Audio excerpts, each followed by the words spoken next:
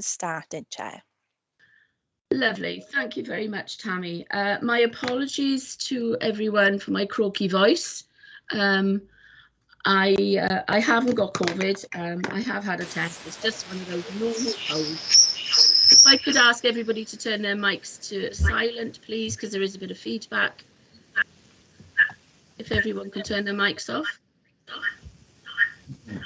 I can still hear something in the background somewhere. Lovely. Okay, there we are then. Good morning and welcome to the Planning Committee on the 14th of December for Neath Talbot Council. It is just gone 10 o'clock. This meeting is taking place via Teams. Sorry, there is a bit of feedback still. Okay, can somebody make sure you've got all your mics off? So this meeting is taking place via Teams, and we will use the Teams protocol that has been previously circulated. I'm just going to shortly ask Tammy to take the roll call of all members. Welcome to members of the public also. I should tell you that you are here, unless you've a designated speaker and you've asked to speak and been accepted, you are here just to view the meeting. Please don't use the chat to enter any debates. That will not be, that's not what it's there for. It's only there if you have any communication problems, just to let people know in democratic services, okay? So when I ask Tammy to take the roll call, I will also ask for matters of interest, if councillors could tell Tammy if they have any matters of interest at the same time to either of the decision-making applications we have this morning. So Tammy, if you'll do the roll call, please. Certainly, thank you, Chair. Good morning, everybody. I'll start with yourself, Chair. You're clearly present, but do you have any declarations of interest this morning? Yes, I am present and I have no declarations. Thank you, Tam. Thank you, Chair. Same question to Vice Chair, Councillor Sean Percy. Please. Present, Tammy, and no interest to declare. Thank you, Vice Chair. Okay, moving on to councillors. If you could confirm you're present and whether you have any declarations of interest, please. Councillor Dennis Keogh. You're on mute, Councillor Keogh. You're still on mute, Councillor Keogh. Councillor Keogh, you're on mute. Dennis, you're on mute. Sometimes you can't shut me up. That's okay. Start again, please. Right, it's application 2021-1090 yes. For 3 Closterbury Sant Bryn. The applicant is Mr. Gary Doyle. I notice he's on the call this morning, and it's the same Mr. Doyle that I think I know, then I will withdraw from the meeting because our families are well known to each other. So thank you, Councillor Keogh. Mr. Doyle, do you indeed know Councillor Keogh quite well? Yes, I know Dennis well, yes. Okay, all right then, thank you. Then, Councillor, if you would not, if you would remove yourself for that item, but possibly come back just afterwards because we do have something else to do as well. Okay. If Tammy be so kind as bring me back in, thank Lovely. you. Certainly, Councillor Keogh. Proceed, and thank you Tammy, then. Thank you, Chair. Thank you, and thank you, Councillor Keogh. Okay, Councillor Steve Hunt, are you present, and do you have any declarations of interest? I am here, Tammy, and I have no declarations of interest to declare. Thank you. Same questions. Councillor Arwyn Woolcock. Yes, I'm present, Chair, and no interest to declare. Thank you. Councillor Suzanne Renkes. Present, and no interest to declare, sorry. Thank you, Councillor. Councillor Rachel Taylor. Present, Tammy, and nothing to declare. Thank you. Is Councillor Scott Bamsey present this morning? Present, Tammy, no interest to declare. Thank you, Councillor. Councillor Ros Davis. Present, all present, no interest to declare. Thank you, Councillor Davis. Yeah. Councillor Rudyard Mason. Present, Tammy, and that application with Dennis is in my ward, but I don't know the person, so I got no interest to declare. That's lovely. Thanks, Councillor Mason. We've had apologies from Councillor Chris Williams and Councillor Mark Prothero, Chair. Yeah. Also present, we have local ward member, Councillor Chris James. We have planning officers, Kerry Morris. Yeah, present, Tammy. Thank you. Steve Ball. Yes, present. Good morning, everybody. Thank you. Stephen Jenkins. Present, everyone. Good morning. Thank you. And Russell Borthwick. Present, yes, thanks. Thank you. Legal Officer Mike Shaw. Yes, thank you, Tammy. Thank you. Myself, I'm the Democratic Services Officer, Tammy Davis. Have I missed anybody else off who will be partaking in the meeting, officers or members? I will move on to registered speakers then. I think you missed me out, Tammy. Justin Griffiths and Highways. I only heard my name being called. Thank you. Apologies, Justin. Yes, I did miss you. Okay. Good morning, everyone. Morning, Chair, if I may, I'm sorry to cut across, Tammy. If you look at the list of members for this meeting, Councillor Annette Wingrave is down as a member and as the cabinet member. So there is just in case, Chair. Oh, yes, thank you, Councillor Wilcock. I can rely on your eagle eye to spot that. She is not a member of the committee. She is the cabinet member overseeing the committee. So thank you for that.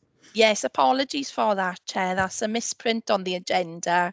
That'll be removed, and thank you for that. She's not present today. She's given her apologies as the LDP member. She has contacted me, and I will be digressing from the agenda very slightly to accommodate a request from her. Thank you very much. Chair, if it's okay with you, I move on to registered speakers. Yeah. Okay, we have speaking against application P2021/1056. We have Paul Clark. Paul, are you present? Yes, I'm here. Thank you. Thank you very much. Thank you. The right of reply to that speaker goes to Alan Evans from ROK Planning. Good morning. Good morning. Yes, I'm here. Thank you. Thank you, Mr. Evans. Speaking against application P2021/1090, we have Neil Dummer. Are you present, Neil? Maybe he'll come in a bit later. Okay. Should Neil speak against that application, then the right of reply for that goes to Gareth Owen from... I'm sorry, can you hear me now? Oh, Neil, is that you, is it? Yes, Yes, Neil, we can hear you. Yes, excellent. There we are. Thank you. There we are. If you turn your mic off again, Neil, for me, that's great, and we'll give you a shout when it's your turn, okay? And the right of reply for that application will go to Gareth Owen from Go Concept Design. Gareth, are you present? Yes, good morning all present. Good morning, thank you. Thank you, Gareth. Okay, have I missed anybody who I should have called? We do have various attendances in the public gallery, Chair. Yes, but I won't call everyone's name because there are many of them, okay? So that's the end of the roll call, Chair. Thank you. Thank you. Could I ask you to confirm if we're quorate for this meeting, please, Tammy? We are, Chair, yes. Thank you very much. Then we proceed. Okay. There we are then. I'll go on now then to item 3 on the agenda, the minutes of the previous meeting. They are to be found on pages 5 to 6 of the bundle that you have received. I will assume that all members have read the received documentation, whether it's via iPad or in person on paper, and also the amendment sheet that was circulated previously.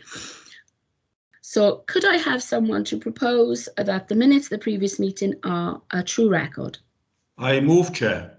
Thank you, Councillor Keogh. Seconded by? Buddy? Yeah, happy to second, Chair. Thank you, Councillor Wilcock. So those minutes are ratified. Thank you. On to item 4 on the agenda. Tammy, have we had any requests for site visits? I have not. We have not, Chair, no. Thank you. Okay. Then we will proceed to the first decision-making application this morning, which is application P2021/1056 Innovative Care Limited of 282 Neath Road, Britton Ferry. This can be found on pages 7 to 30 in the bundle, and I will call on Mr. Ball to introduce this report to the committee. Mr. Ball, please. Yes, thank you, Chair. Good morning, everybody. Slightly unusually, for my first time, I'm doing a hybrid meeting in the committee chamber, and so because I don't have two screens, I'm going to ask my able assistant, Mr. Morris, to share his screen. I'm asking Kerry, Tammy, and I'll be. Yeah, he is. And hopefully that way we can proceed appropriately. So if you can let me know if everyone can see that, yeah. I can see that, Mr. Morris. Thanks. Okay. Yeah, if you can go through to the site plan to start with, Kerry, please. All right, thank you. So hopefully we can work through the technology. So yes, good morning, everyone. So this is application P 2021-1056. So it's an application for 282 Neath Road, Britton Ferry, which is shown on the screen, and it's an application for the change of use of an existing guest house, which is currently vacant, to a residential care home, which is Class C2. Members will note from the report that the application has been called into committee by Councillor Chris James, local ward councillor, having regard to concerns expressed locally that are expressed in the report relating particularly highway pedestrian safety, other matters to do with residential amenity, antisocial behaviour and the like. The request was actually on an earlier application which was withdrawn, but we brought this through to committee on the same grounds because it's appropriate to bring it forward in that respect. And obviously Councillor James will be able to address members after I've completed the presentation. So the actual application site itself is a 3-storey semi-detached property, as at 282 Neath Road. It's most recently used as Treetops Guest House, and that was for a number of years, but it is vacant and has been marketed, and the applicant is proposing to change its use to a care home. The actual site is immediately off Neath Road, which members will know is the main road through Britton Ferry. And the actual site plan, it can be shown on the screen if Kerry can show it, but also within your report there's a detail of the proposal, which is a proposal for 24-hour care for up to 4 children up to the age of 16, together with an educational space within the building. There aren't any external alterations to the building itself, and the proposal, the actual layout is shown within the report, and as I say, Kerry can show it on the screen as well, which identifies the 4 bedrooms and the other facilities therein. In terms of some changes outside, there again there's a parking and amenity area shown on the presentation. You can skip to next, please, which identifies changes to the layout. I'll explain later the changes to the layout in terms of parking spaces, but you'll see there are 5 parking spaces proposed, together with an external amenity space which is proposed as part of the application.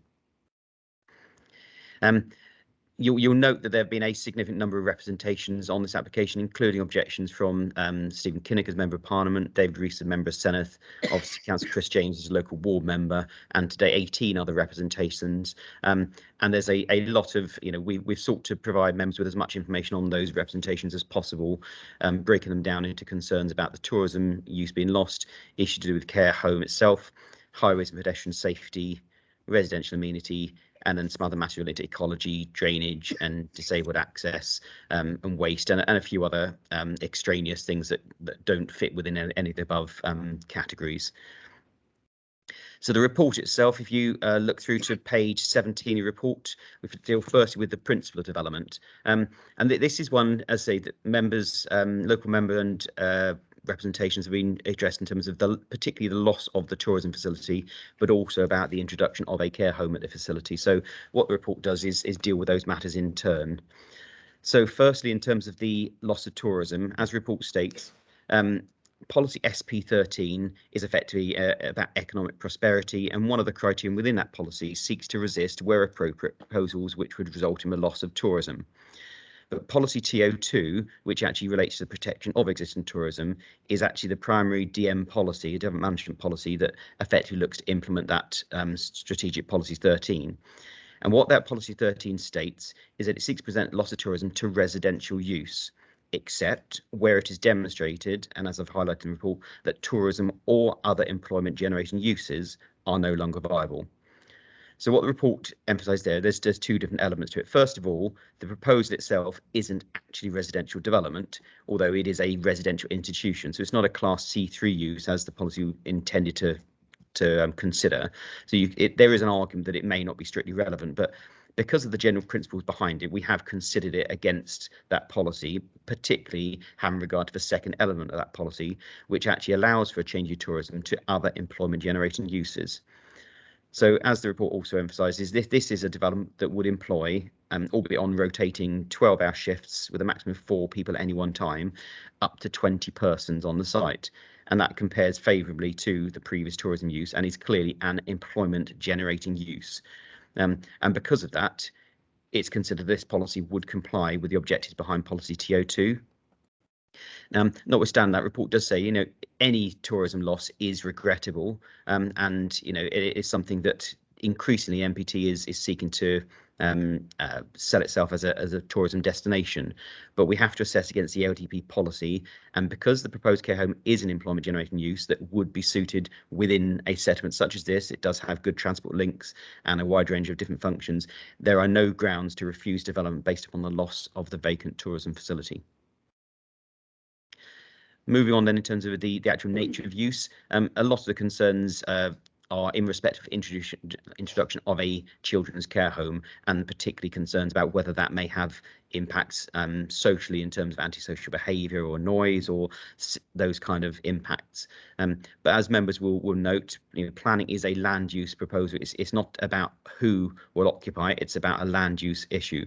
But what the report looks about is there is a significant emphasis on planning policy Wales, and like in terms of placemaking principles, the need to create and sustain communities. So we do need to consider how a development may have an impact. But what the report concludes is, we understand that there are some concerns in Britain very generally about the antisocial behaviour. There's, for example, been CCTV cameras being placed up relatively recently to try and address some of the concerns. Generally speaking, even though we've had the concerns, while large concentrations of uses such as institutions or housing multiple occupation, shouldn't swear in here, obviously using the H word, could have the potential to have impacts. Ultimately, we have to consider this particular application, and would this application have, effectively tip a balance to cause an adverse impact that we could demonstrably justify a refusal on such grounds. And there certainly is no evidence at all to demonstrate that there would be any such unacceptable concentration of non-C3 residential uses, which in itself or cumulatively would lead to such unacceptable impacts. So therefore, there is no objection raised on that grounds, because we feel it would be very, very difficult to sustain that at appeal. And on that basis, there's no objection on those grounds. And finally, in terms of the impact of use, the principle of use, we've looked at the issue of intensity of use. And I say there would be a greater intensity of use with up to 20 people in total employed, but this would be working on 3 12-hour shifts per week, each of them, with 4 staff present during the day and 3 during the night. And while this intensity of use would actually be exceeding the current guest house use, it wouldn't necessarily be unusual at any one time for such a large property, or indeed lead to an intensity which would result in unacceptable impacts. And on that basis, subject to conditions relating to both controlling it to be a children's care home, no other permitted change within Class C2, but also a condition related to the number of children and staff present at the site. There is no objection to principle, so therefore the principle development is considered to be acceptable on all of those grounds. Moving on to visual amenity at the bottom of page 19. Other than the new gate, which in any event could go under permitted development, there aren't actually any particular external alteration to the building itself. The only other change is really related to the site in terms of enclosures, which will be controlled by condition, introduction of a private amenity space at the rear, and also the changes to the parking layout, which I'll describe later. But ultimately, the changes would now have no unacceptable impact on visual amenity, such that there would be no objections on such grounds. Moving then on to residential amenity, start at the top of page 20. We've broken down to a number of different things. So in terms of overlooking, there's not considered to be any impact over and above what the existing property and the use is, to the extent that it would cause any adverse impacts, and any other issues in terms of views from the gardens, etc., will be controlled by existing or proposed boundary treatments. So again, subject to conditions detailing those matters, there'd be no objections. In terms of the potential for noise and disturbance, obviously representation has been raised recently that a children's home could have such additional impacts, but we very much consider that it would be difficult to sustain such an argument that there be a level of noise and disturbance over and above what's currently enjoyed on site, or what could be employed on site by a large property such as this, even if it were in a large-scale residential use.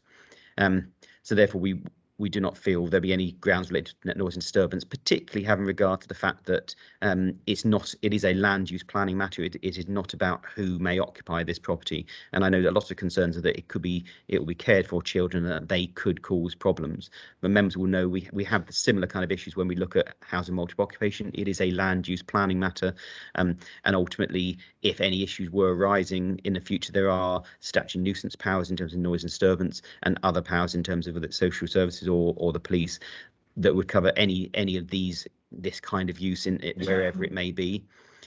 And similar in terms of comings and goings of staff and the like, there would be a use of the access, and there would be people congregating, for example, in the amenity space, but again, not materially different to what could be undertaken existing, or a similar residential use, such that even the use of those areas, the use of the private driver, would not have any unacceptable impact on residential amenity. Doesn't mean it wouldn't have an impact, but it's about acceptability, and the acceptability is considered to be appropriate in this case.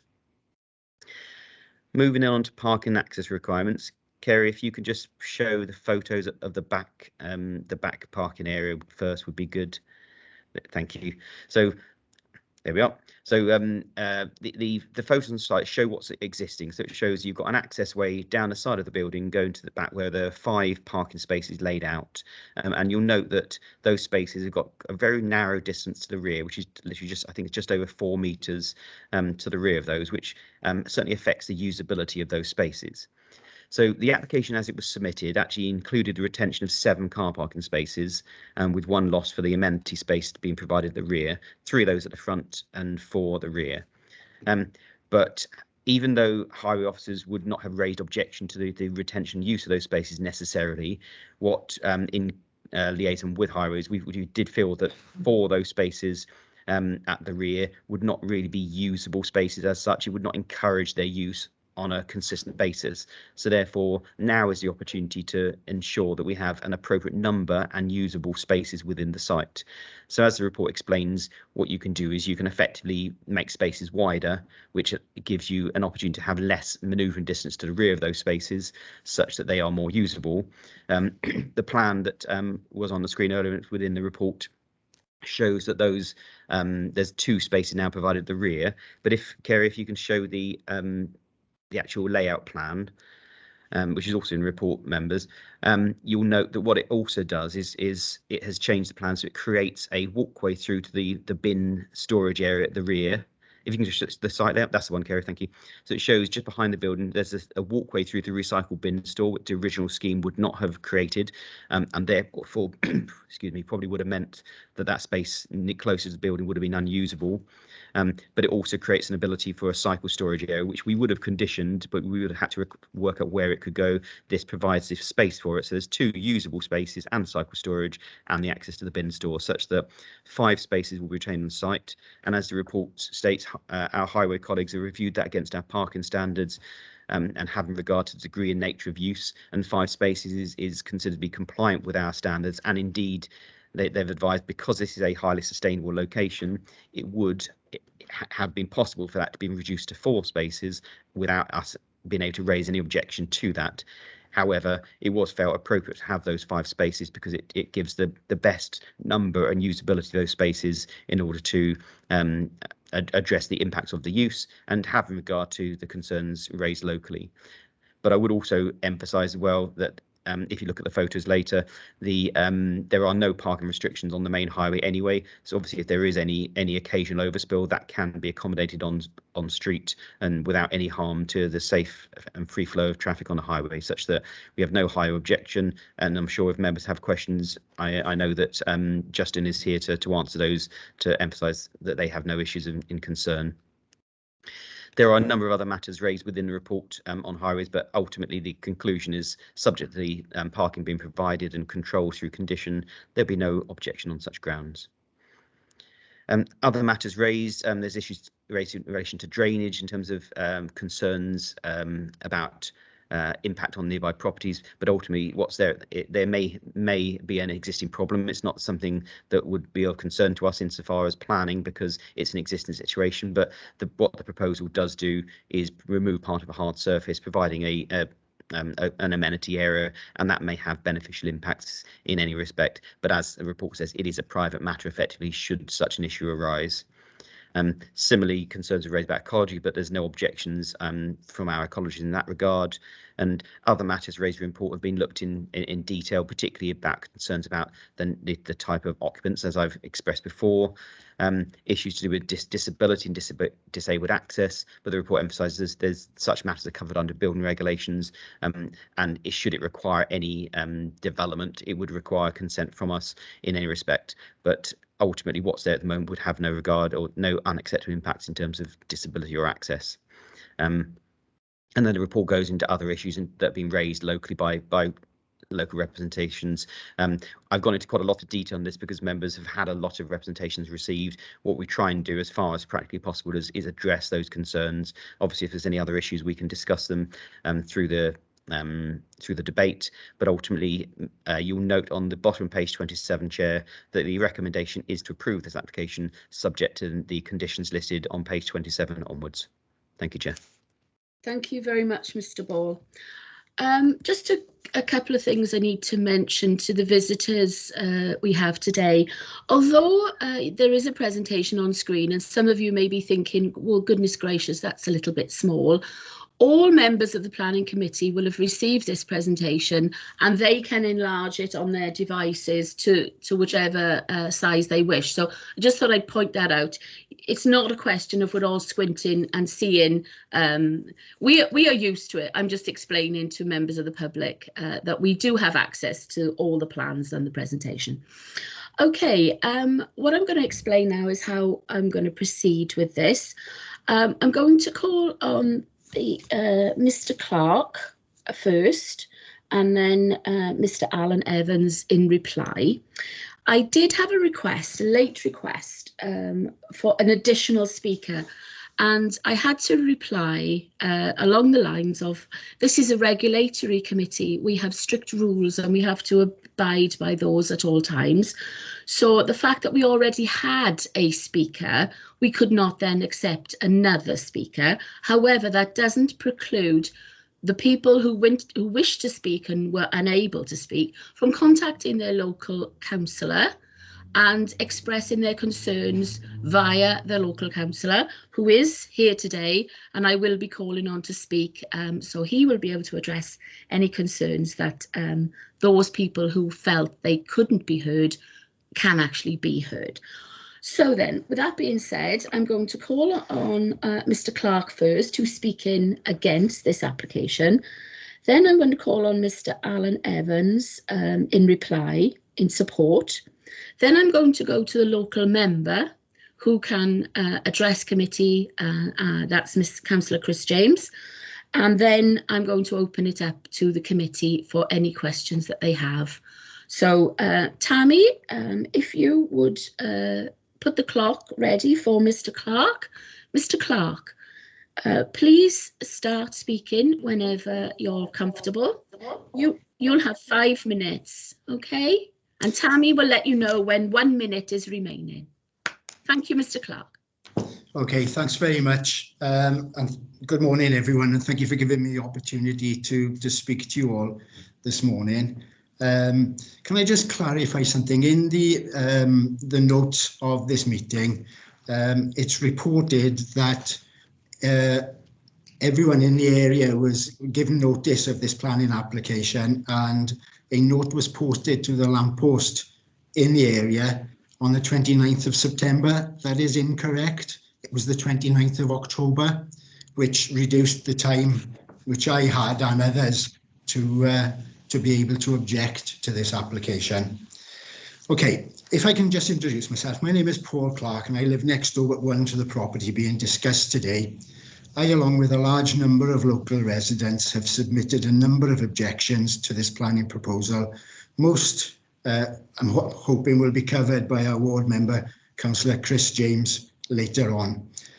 I would mainly like to concentrate on matters relating to disability access, which sadly seems to have been dismissed. Just to give you a snapshot of my experience in this area of health and well-being, I've worked as a disability advisor for over 30 years for the Department of Works and Pension, the owning department for the Equalities Act of 2010.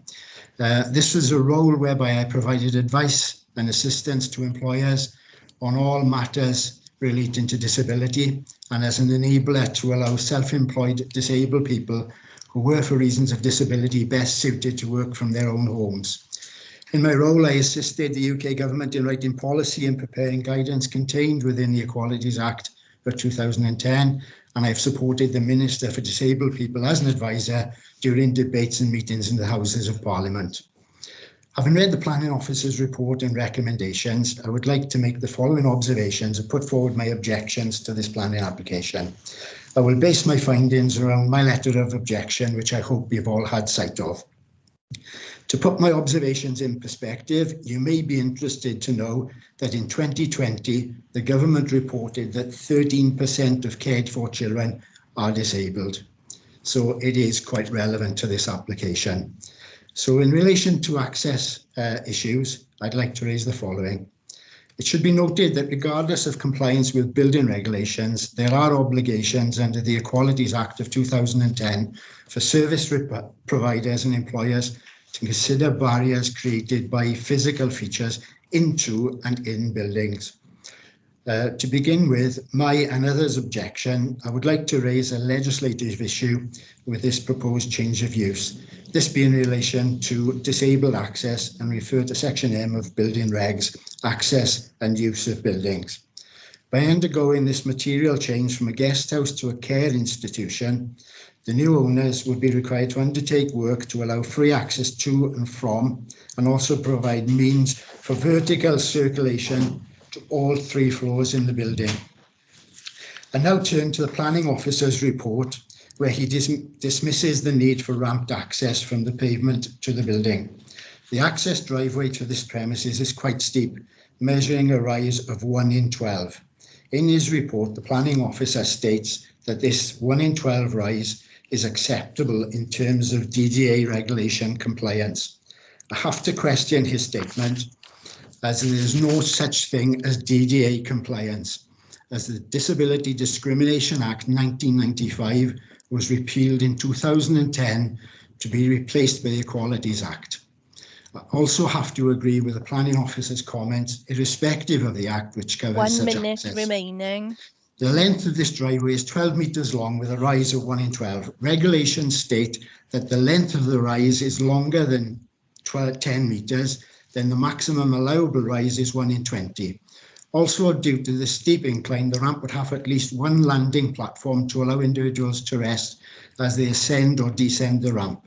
This would constitute the need to zigzag the ramp and do away with most of the parking spaces at the front of the building.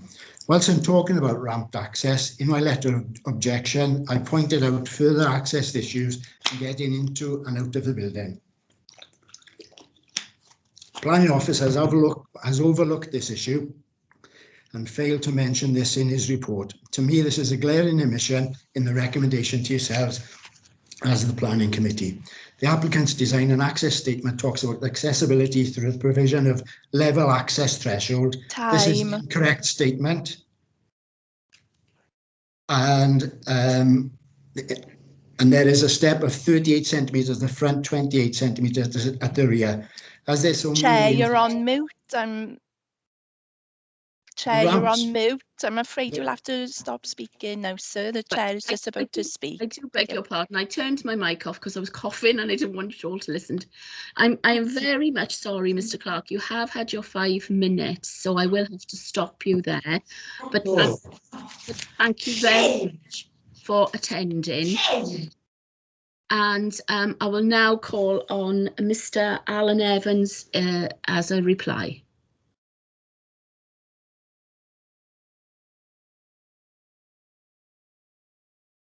Is Mr. Evans here? Good morning, Chair. Apologies, had a minor no problems issue. Okay, Mr. Evans, start speaking. You again have the same 5 minutes, and Tammy will let you know when a minute is remaining. Thank you. Thank you, Chair. Good morning, members. I trust you can hear me.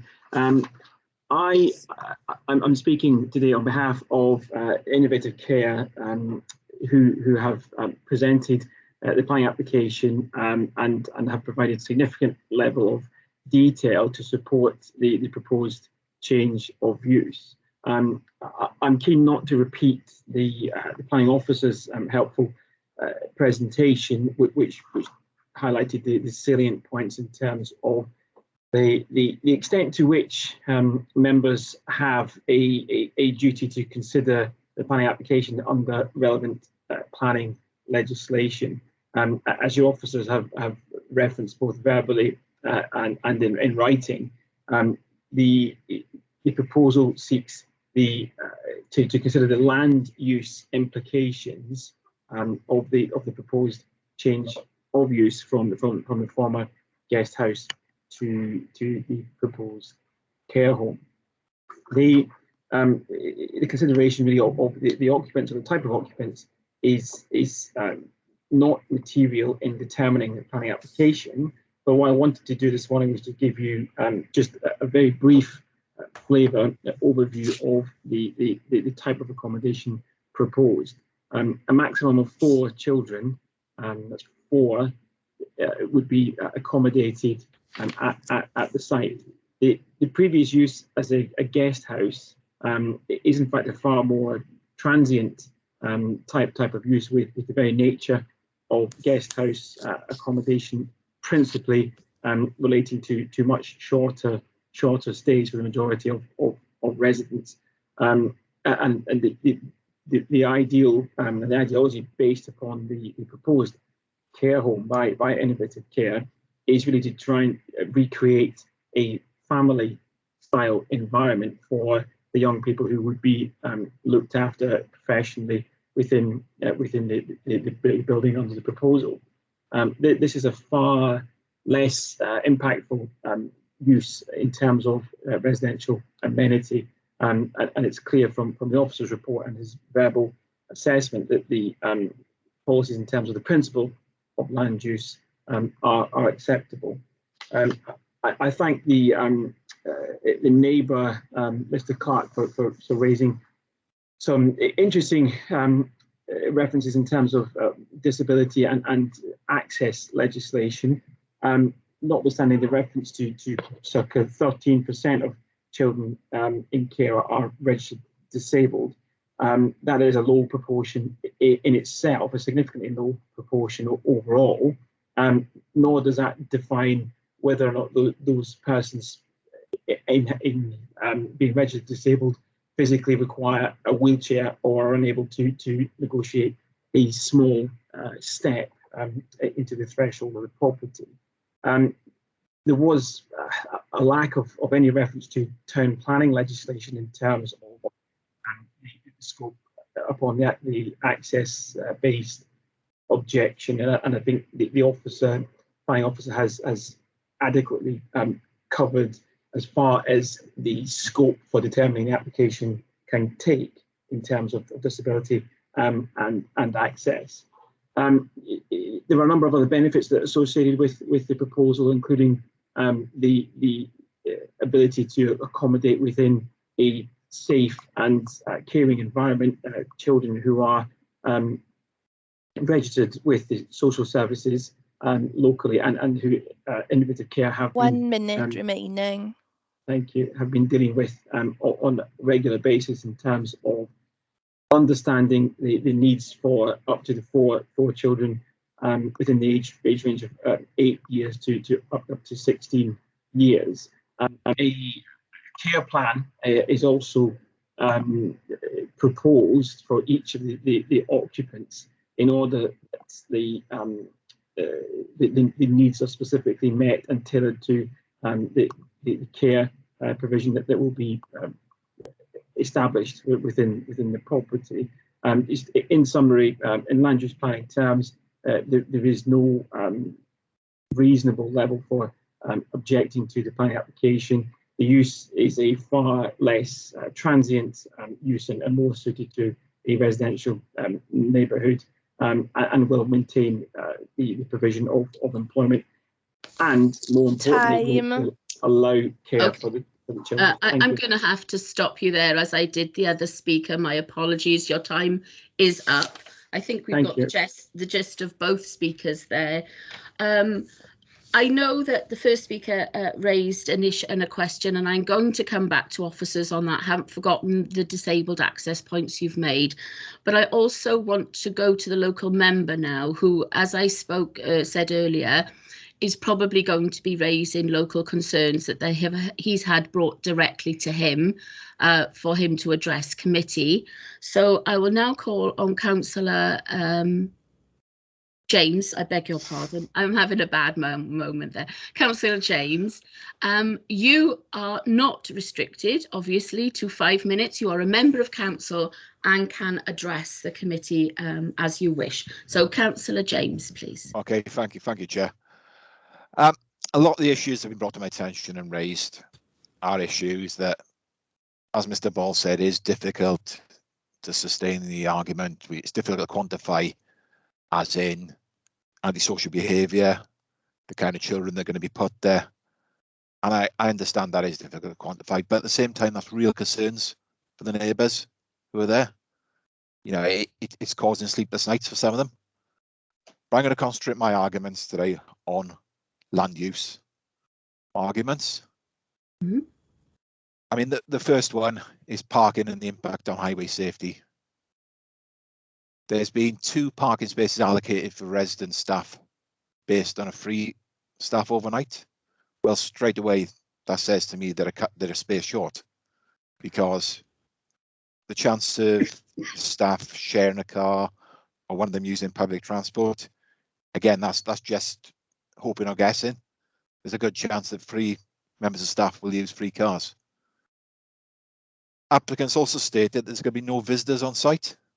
I mean, that's quite a bold statement, no visitors on site. Looked after children will most likely have social workers visiting.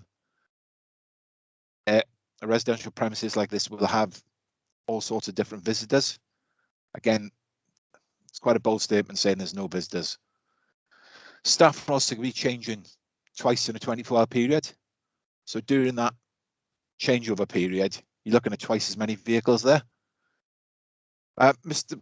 Ball mentioned that the road outside, as you saw in the photos, there's no restrictions on that road. But at the same time, that is one of the busiest roads in Neath Talbot. If a vehicle was to park on that road, then you actually stop the flow of traffic. Sorry, just I nearly dropped off then for a second. The other thing, Mr. Clark obviously got cut short there a little bit. But one of the things he's concerned about as well, if access, disabled access was to be put on the side of the property, which it would need to under the Equalities Act, then that means vehicles won't be able to get to the back. So all the spaces at the back are then null and void. So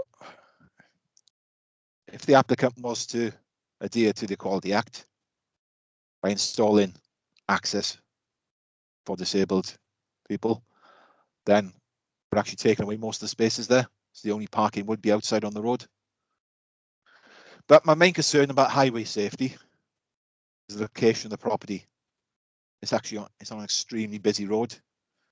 This road has some of the highest numbers of traffic on a non-artery road in Neath Talbot. There was a survey done on that road on the 21st of October last year, which was sort of still in the pandemic really. But 9,269 vehicles travelled on the road that day. Some of these vehicles, I got a breakdown, some of these vehicles are travelling quite swiftly as well. My real concerns is a child, because we've established it's going to be children that are going to be there in this property, get out on that road. I know it was mentioned by the plan officer about there's children in the residencies there, but we're introducing a risk by putting children there. I do health and safety for a living, and when you're looking at the hierarchy of control there at PD, the best control measure when it comes to safety to reduce the risk is to eliminate that risk. And if we don't put this next to this busy road, we're actually eliminating that risk of a child being hit. any other control measures, like talking about putting a gate there, yes, it could reduce it, but it's all it's doing is reducing it. By not allowing this planning to go through, we can actually eliminate this risk to start. My other main concern is the loss of tourism. We've, I know it was discussed by Mr. Ball. The Treetops are a rich history as a guest house in Britain Ferry. Just to give you a feel for how this place was considered, if you go on TripAdvisor, the TripAdvisor page is still on there. It's got 4 out of 5 on TripAdvisor, with the last review only being in 2019. And if you go through the reviews, if you sort of skim over late 2018, 2019, because unfortunately there's different owners there then. And I think we established if you've got the wrong owners for the property, it makes it uncomfortable for those who have to stay in that property. But if you go back through some of the reviews, fantastic reviews there about cyclists that came down to stay there. So they go up the Neath Valley, go up the Avon Valley. You've got the canal route in Britain Ferry. You've got the Brunel Docks there, where they cycle past the Brunel Docks, go around the Avon Valley. I'm saying we've got the canal cycle path where you can go right down the Neath Valley, and people are using that for cycling. If you just go through TripAdvisor, you can see there was visitors from far away as USA, Canada, Bulgaria. They're all there on TripAdvisor and they stayed there and enjoyed. Our LDP policy, which Mr. Ball mentioned, TO2 5.2.60 states, conversions or change of use of tourism facilities to residential use will only be permitted where it is demonstrated that tourism, or other employment uses are no longer viable, and there's no potential for the premise to be used so. The type of evidence required will include details of why the premises is no longer suitable for tourism, what other options have been considered, and evidence to show that reasonable efforts have been made to market the premises for sale or lease as its existing use. Mr. Ball mentioned that although this is residential, this is the residential, the intent was just for a C3, not a C2. Well, I think this bit of law, the intent was to keep tourist facilities there. So if we're looking at intent, we should use this to keep a tourist facility. It's not only got potential. I mean, I argue this didn't have a chance to be marketed. It went up for sale in May, and by July, this plan application, the first plan application was going through. So it hasn't had a good chance to be marketed. I honestly know there is a hotelier looking at the property at the moment because the property's still on the market. They haven't purchased the property yet. There's a hotelier looking at this property. Saying about back to the tourism, you know, we got the Brunel Docks. We're trying to develop that as well. And if we lose this, it's like a step back with the development of the Brunel Docks as well. As this planning application has progressed, I listened to lots of concerns from the residents. I've again found myself really concerned about the planning process. Genuine concerns from residents seem to be flippantly ignored because they don't fit the planning criteria. The local community, it's like its voice isn't heard when it comes to planning. Councillor, I'm just going to have to interject here. I'm not sure I'm comfortable with you saying that the planning process is ignoring people who have got concerns. None of their concerns have been ignored. They've all been addressed within the report, and I have today, you know, we have allowed members of the public to speak. You are now speaking on behalf of your residents. I'll take back the word ignore. I say they feel ignored. Thank you. That's they feel ignored. Okay. And so if I got my word in wrong there. All right. Okay. And I understand the planning officers are constrained by planning law. I feel that it's the planning law. It's faulty here. There was an issue. I know Mr. Clark mentioned it earlier as well. I hope you can address this. That it says that the adverts were put out on the 29th of September. I know for a fact it was the 29th of October, not the 29th of September. Those adverts went up on the property. That's obviously That'll be addressed shortly. I've got a list of all the things mentioned. So yes. Okay, thank you, Chair. Okay. Are you finished with your presentation? Yeah, as I say, it'd just be a shame to lose a tourist facility while we got people, hoteliers there ready to come in and purchase the property. Okay. You know? Should you think of anything during the debate, I always come back to the local member last of all as well. So if anything comes up that has slipped your mind thus far, you will have an opportunity. I'll come back to you, Councillor James. Okay, thank you for all of our speakers this morning. This type of development does galvanise a lot of people's viewpoints. So I'm going to go back to Mr. Ball now to address some of the issues that the speakers have brought thus far, and then we'll go to questions from members of the committee. So Mr. Ball, first of all, could you address what the first speaker said about disabled access? Okay, thank you, Chair. If you don't mind, I will do. Can I just try and do it in the turn? I've got them in my thing, so I don't miss anything. Of course. Just the first thing you said about was the consultation side of things. There is a typographical error. It was late October, not September, because obviously the application was only received in October. But what I would say, any statutory publicity is required to give a minimum of 21 days notification, and we notify immediate neighbours as well as put the site notice up. So there's been appropriate representation of statutory publicity, and more to the point, we've had a significant number of representations on this. So I think it quite clearly explains that those who are affected or potentially affected or feel affected do know about this and have had ample opportunity. And jump into the last thing where Councillor James expressed. I'm glad you said what you said, because I would have expressed some concern as well. But I understand when you say people feel ignored, and it's not an unusual thing that comes up in planning, because I think when communities feel that officers aren't listening because we're coming to different conclusions, that doesn't mean we're ignoring, and absolutely not flippantly.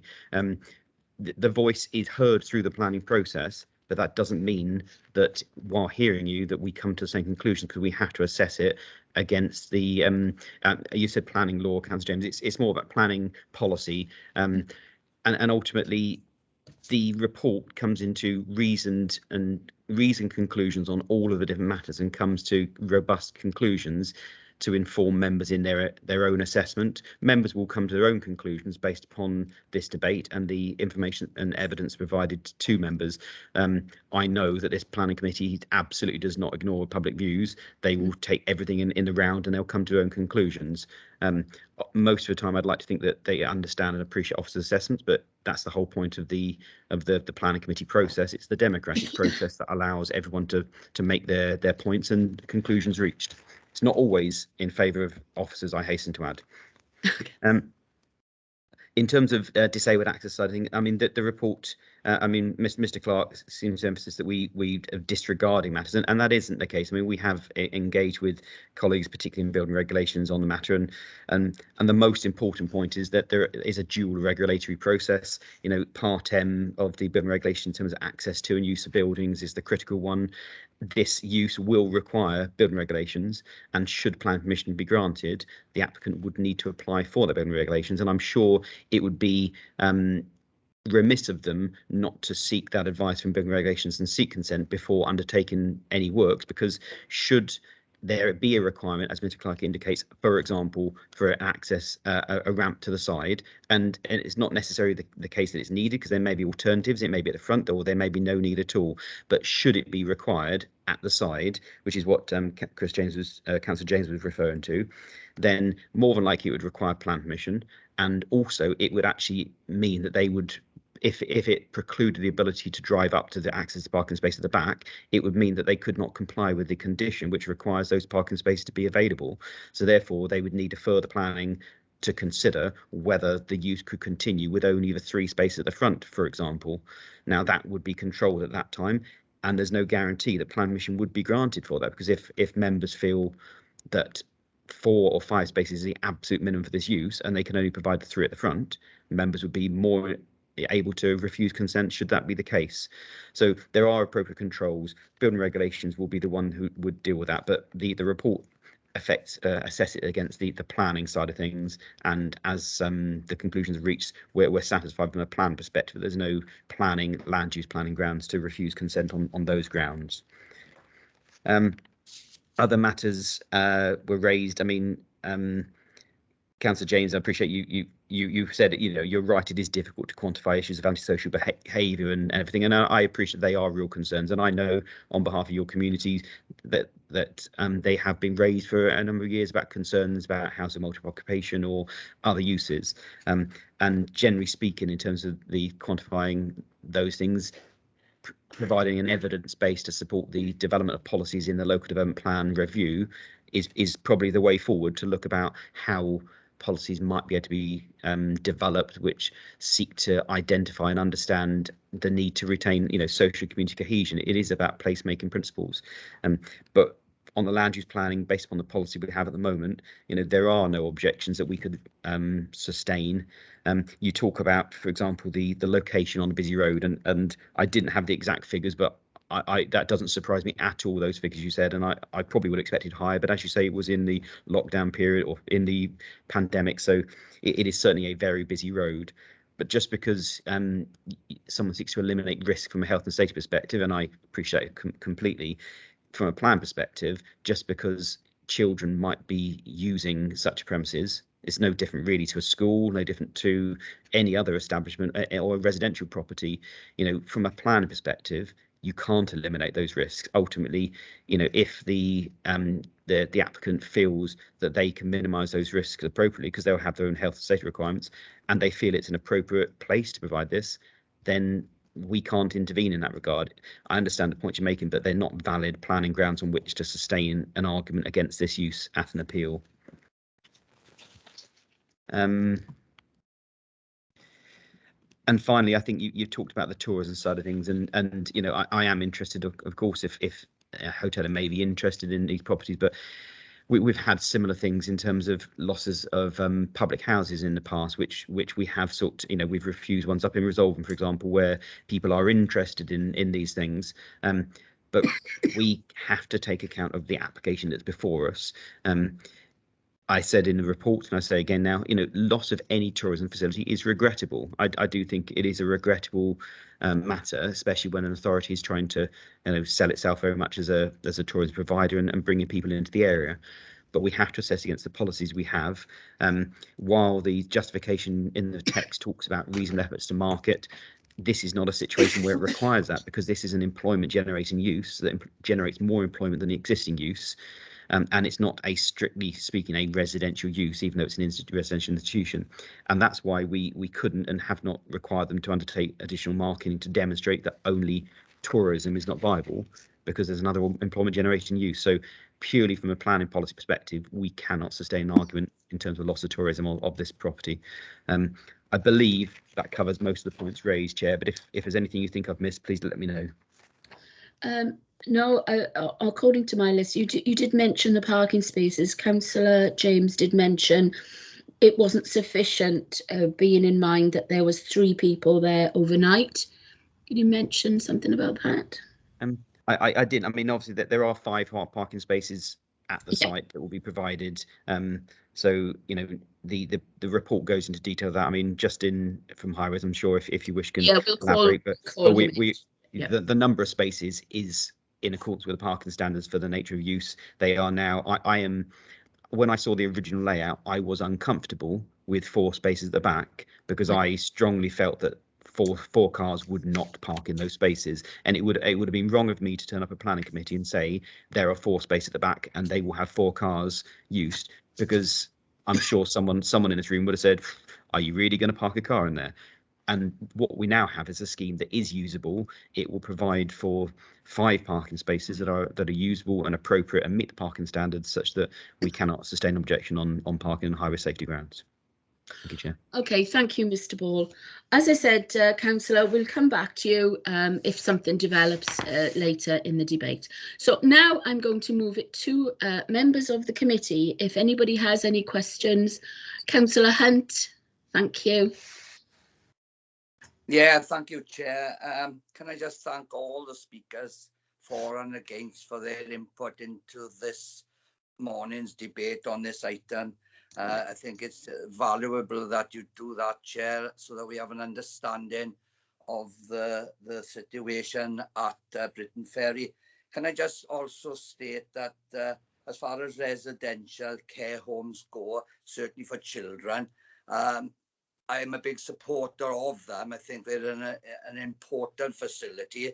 However, they need to be placed in the appropriate locations. Whether this is an appropriate location for such a facility, I'm not sure. With my other hat on, Chair of Community Safety and Public Protection, I'm well aware of the concerns of Britain Ferry that has a high antisocial behaviour situation there. And I wouldn't want to think that an application would increase that, as mentioned by some of the members. Can I ask Mr. Ball on, I know he's given answers, apologies, Steve, but my mod.gov has crashed, so I haven't got access to any of the papers. That's your technology for you, I'm afraid. But when we are talking about planning, now, I just want everybody to know I'm no fan of Planning Policy Wales. We have sat here, and the Chair will tell us all, on HMOs that, again, Britain Ferry will be well aware of, because, again, they will have had their fair share of these facilities. But we've sat here guided by Planning Policy Wales. Now, I certainly believe, and I've said it in many meetings, that policies should also take into account what it creates within the communities, the impact it makes on communities. I don't think that policies as they stand are good. I think you see the feelings here this morning, and I'm sure there's a lot more out there that we've all actually felt within our own communities, within the planning process, sorry. So I'm no big fan of the planning policies. However, our job is to enact them to the best of our ability. We are laymen. I, for one, was probably the longest serving committee member currently now.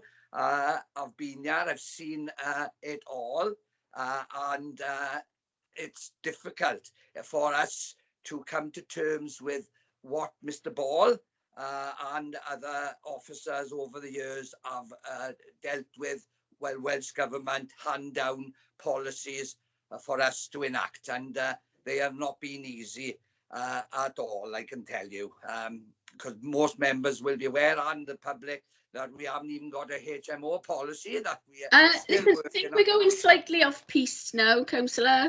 Apologies for straying that. into other areas. Apologies for that. But if we get back to tourism, then Right. Sorry, Chair. Tourism again. Neath Talbot Council removed tourism not that long ago. Thankfully, it's back now. But tourism is an important factor to remember. And Britain Ferry, I feel that building is an iconic building. It's certainly a fabulous looking landmark, and I think it has a lot to offer. However, Chair, we would have had to have somebody who showed that interest prior to this particular business or company putting in this application. So if I get back to, apologies because I haven't got my papers, that's why I'm all over the place, but I do apologize for that. But if I get back to the application, listening to all the arguments, I do feel that there are good arguments against, but not on planning regulations. So, Mr. Ball, the disabled situation, if we pass this application today, and listening to Mr. Clark and the points he raised, and the compliance of the Equalities Act, is that something they have to apply so that the planning application, if passed, doesn't get enacted on from today if passed? So you sort of come back. I think we get the gist, Councillor. I know where you're going on this. Yeah. So so we understand that it's not actually going ahead from passing it today. And the final point I was going to raise, and trying to think what it was, is that on policy, do we have the LDP, for instance, do we have the ability to look at in local policies other than the Welsh policies then, or Welsh Government Welsh policies as well in this particular application? Chair, there's one thing else, but I've forgotten. So if you go to other members, if you can come back to me, I will. I would be grateful on that as well. No but problem. Thank you. Those are just some of the points I'd like to reiterate and raise with Mr. Ball. Thank you. Before I go to Mr. Ball, I would like to say that, you know, we are a regulatory authority. There are rules that we have to obey. Sometimes members of the public don't see the relevance of what we're doing, but today we are looking at the use of the land for a children's home. The supplementary things that a children's home may have to apply for, that will be dealt, I presume, Mr. Ball, at if and when this decision is made.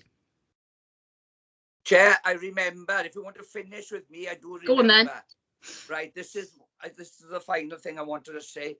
I just wanted to remind members that irrespective of finding an amendment today under planning policy regulations, members are still able to vote against the application if they so wish, or abstain. They do not have to come back with an amendment under policies or planning regulations. I have checked this with legal, and that's the information I received. So I just wanted. What I would ask members, though, Councillor, is that if they're going to put any type of amendment through or not vote for the recommendations, first of all, I would want them to speak in the committee and actually verbalise what their objections are. And then I would want a strong planning reason so that officers could defend that decision should it go against the council and arrive at an appeal situation. So I do understand what you're saying. No, that's not the case, Chair. Sorry to interject. That's not the case. What I'm saying. I am asking members. That's what I'm saying. Yeah. But we do not have to put an amendment forward. That's the point I'm trying to raise. We can vote against without putting an amendment forward. That's the point I'm raising. Oh, I see what you're saying. Right, I'm with you. I'm sorry, Chair. I missed the point there. Mr. Ball. Yeah, I mean, just on that latter point, I mean, I think it's fair to say, I mean, I've been here 8 years and there's been a few occasions where, if you pardon the phrase, we've kind of got ourselves in a bit of a mess when members haven't spoken up to express their views, to allow officers to explain rationally and robustly why we don't support their views. And it's got to a situation where we've suddenly left ourselves with a situation where the recommendation is not accepted, but no one actually knows why. And then we have to rush around saying, well, why are you objecting? And Steve, you might be, sorry, Councillor Hunt, you might be objecting on highways, and someone else might be objecting on antisocial behaviour, and someone else might be objecting on disability, and we just don't know what we're doing. So what we've explained, and the chair absolutely has said what is right, is if anyone has concerns and may be willing, likely to go against officer recommendation, please speak up, please explain. If I or other officers aren't able to allay those fears and you still feel obliged to vote against, at least we have an appreciation. And being honest, if enough of you start speaking against it, that's the point when I imagine the chair or Mike in legal would say, we're now getting a groundswell of opinion that actually I think an amendment would probably be the most appropriate way forward to understand what you're objecting to, so we can consider, is that likely to be supported instead of the officer recommendation. That gets us out of the mess that we have been in the past, and it's not of anyone's volition. It's more these things suddenly happen and are sometimes thrust on us without us expecting it. So what you're saying, Steve, is right.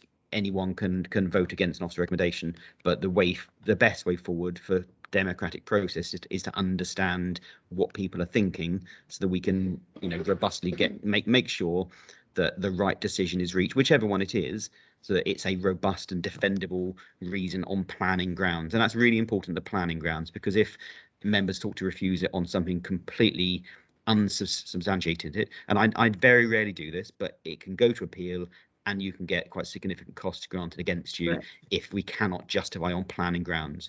Officers will always provide advice and they'll explain why you could do. So, for example, if it's all about social community cohesion, there's stuff in the report that Planning Policy Wales talks about placemaking principles. It's there, but that's not, you know, we've assessed it and we're comfortable with the recommendation we've made.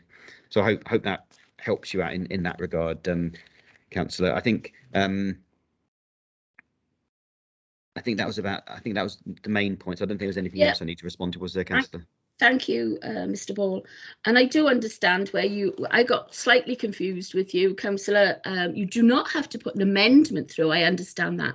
But even if you're thinking of voting against officer recommendation, as chair, I would like individual members of the committee to express their reasons why they feel that the officers have not recommended the right course of action from their perspective. So let's just hear what committee members think. So I'll call on Councillor Scott Bamsey, please. Thank you, Chair. And thanks, Stephen, for the comprehensive presentation we had. I think we've had some good debates from both sides. The point that I'm kind of struggling with and undecided at the minute which way to vote this is the loss of tourism use. Is my interpretation of SP13 compared to the sort of officers' interpretation. I'm just a bit concerned how sort of easily we are sort of giving up this, you know, as tourism. I think leaves a lot to be desired in our county in recent years with the cutbacks, etc. You know, we all know the fantastic attractions we got here, and I think, you know, to sort of to lose this, you know, large guest house so freely and so sort of easily. That's what doesn't sit right with me, and it's my interpretation of it where, again, it comes back to the no longer viable sort of sentence. That's what I'm struggling with. I think if I was to vote against this, I think that's where we could justify it as a council in the argument that we could argue that tourism is, you know, important for us going forward, and, you know, we haven't really demonstrated that this guest house is no longer viable. That's what I'm sort of sitting with at the moment. Thank you, Councillor, for your inclusion in the debate there. I would take exception to the words freely and easily. Officers have deliberated at great length on the loss of the tourism versus the new employability of a children's home. It's not been free, it hasn't been easy, but this is the recommendation that the professional officers have come to, having looked at all the facts in the round. So yes, you may disagree, but I take exception to the words freely and easily. It's not been that at all. So Mr. Ball, can you just come back to Councillor Bamsey on that issue of the tourism loss? Yes, of course, Chair. I mean, I absolutely agree with what you just said there, Chair. This is not a case of easily giving up, although I understand, Councillor Bamsey, where you're coming from, and this has been a subject of quite significant debate with a number of officers, and in exploring the local development plan policy. So the case officer, Steve Jenkins, is here, and if he spoke up, he'll tell you how I've already cross-examined him on this policy, because with my appeals experience, I've been cross-examined so many times on the minutiae of policy about how you interpret it and how you assess applications against it. And what I effectively sought to do with him is to say, well, how can you sustain an objection if we were going to sustain an objection on tourism grounds? How can you do so when this policy is written in this way? And ultimately, for the reason I've said, it is a policy that, first of all, you say, is it a conversion of residential use? And the very first thing, if you're cross-examined on it, if I was cross-examined, with all my experience, I would go, no, it's not residential use. It's a quasi-residential use because it's a residential institution, but it's not a residential use. So if I was a barrister, I'd go, right, well, let's just stop there. That policy is not applicable. Let's just look at SP13 then. SP13 seeks to prevent the loss, where appropriate. But let's go back and, well, it's appropriate because your main development management policy that seeks to prevent loss isn't applicable. But let's move it on. Even if it were applicable, Let's look at the second part of the policy that says, well, does it prevent the loss to anything else? Oh no, it allows other employment generating uses. Is this another employment generating use? Yes. Does it employ a lot more people than existing? Yes. How can you object on that grounds then, Mr. Ball? And that's how we look at these things. So we don't do this lightly. The policy may need strengthening in the future. The policy was written very much in the context of an economic-led LDP. It's about the economy. It's about growth in the economy. This generates growth because it's an economic use. The future LDP may be slightly less economic-led. It may be, a much greater tourism focus, and there may be a much stronger protectionist tourism policy that effectively says you can't change to anything unless you've demonstrated viability. That might happen in the future, but that's not what this policy is. That's not what we're assessing against. And while I understand your concerns and you're struggling with it, I have struggled with the concept myself in examining this in detail, and I've come to the conclusion that there is no sustainable justification to refuse on that ground. I hope that helps. Yeah, like say I know it's probably not applicable with planning, but you're talking about the economic benefits of having more jobs, but then that's quite short-sighted for me, because economic benefits of attracting, many people to the county who then will go and spend their money, on our facilities and shops, etc. I know it's not planning, it's not a planning consideration, so it doesn't really matter. But therein it is difficult for planning members, because you have to sort of look at the forensically almost the way Mr. Ball explained it. We look at this policy. Does it apply? No. Yes. Look at that policy. You follow on logic, and I know a lot of members struggle with this, and I do sympathise. It's the part where it's like, is it residential? It is, isn't it? It's young people living there, but then it's the technicality then that it isn't. It's just frustrating as a planning committee member. The law and that, Councillor Bamsey, is why the report is drafted as it is, which says, strictly speaking, it's not a Class C3 residential. However, it is still quasi-residential, so let's just jump forward and consider it as if it is applicable, because it's an arguable point, but it still complies with the latter part of the policy. I think the points you make are very valid in terms of the tourism, the benefits to economy, absolutely critical, and they are now, and they certainly will be more and more as LDP2 is developed, and generally the corporate policies in the council are absolutely in favour of these things. But it is a tricky thing, because we have an LDP. It is a development plan led system, and proposals need to be considered against the development plan unless other material considerations indicate otherwise. And ultimately, this is the advice we're giving you is that we could not sustain that objection. Kerry's got his hand up, so let's Kerry's going to add some stuff. Councillor Wilcock has had his hand up for a long time. Councillor, would you mind if Kerry Morris came in before, or would you like to ask your question now? No, not at all, Chair. Let Mr. Morris address. Mr. Morris, then, please. Thank you, Chair. Thank you, Councillor Wilcock, for allowing me to just step in. It's just to add to the point that Steve has already made, in the sense that this discussion and this debate is the very reason why we are, when we're bringing the new LDP forward, we are going to be recommending developing a what we're terming a member working group. And that member working group will be derived from members of this committee, ultimately, because members of this committee will know how the policies are being implemented over the course, and ultimately, through debate and discussion as it's been happening today, we can effectively unpick the policies that sit within the policy framework.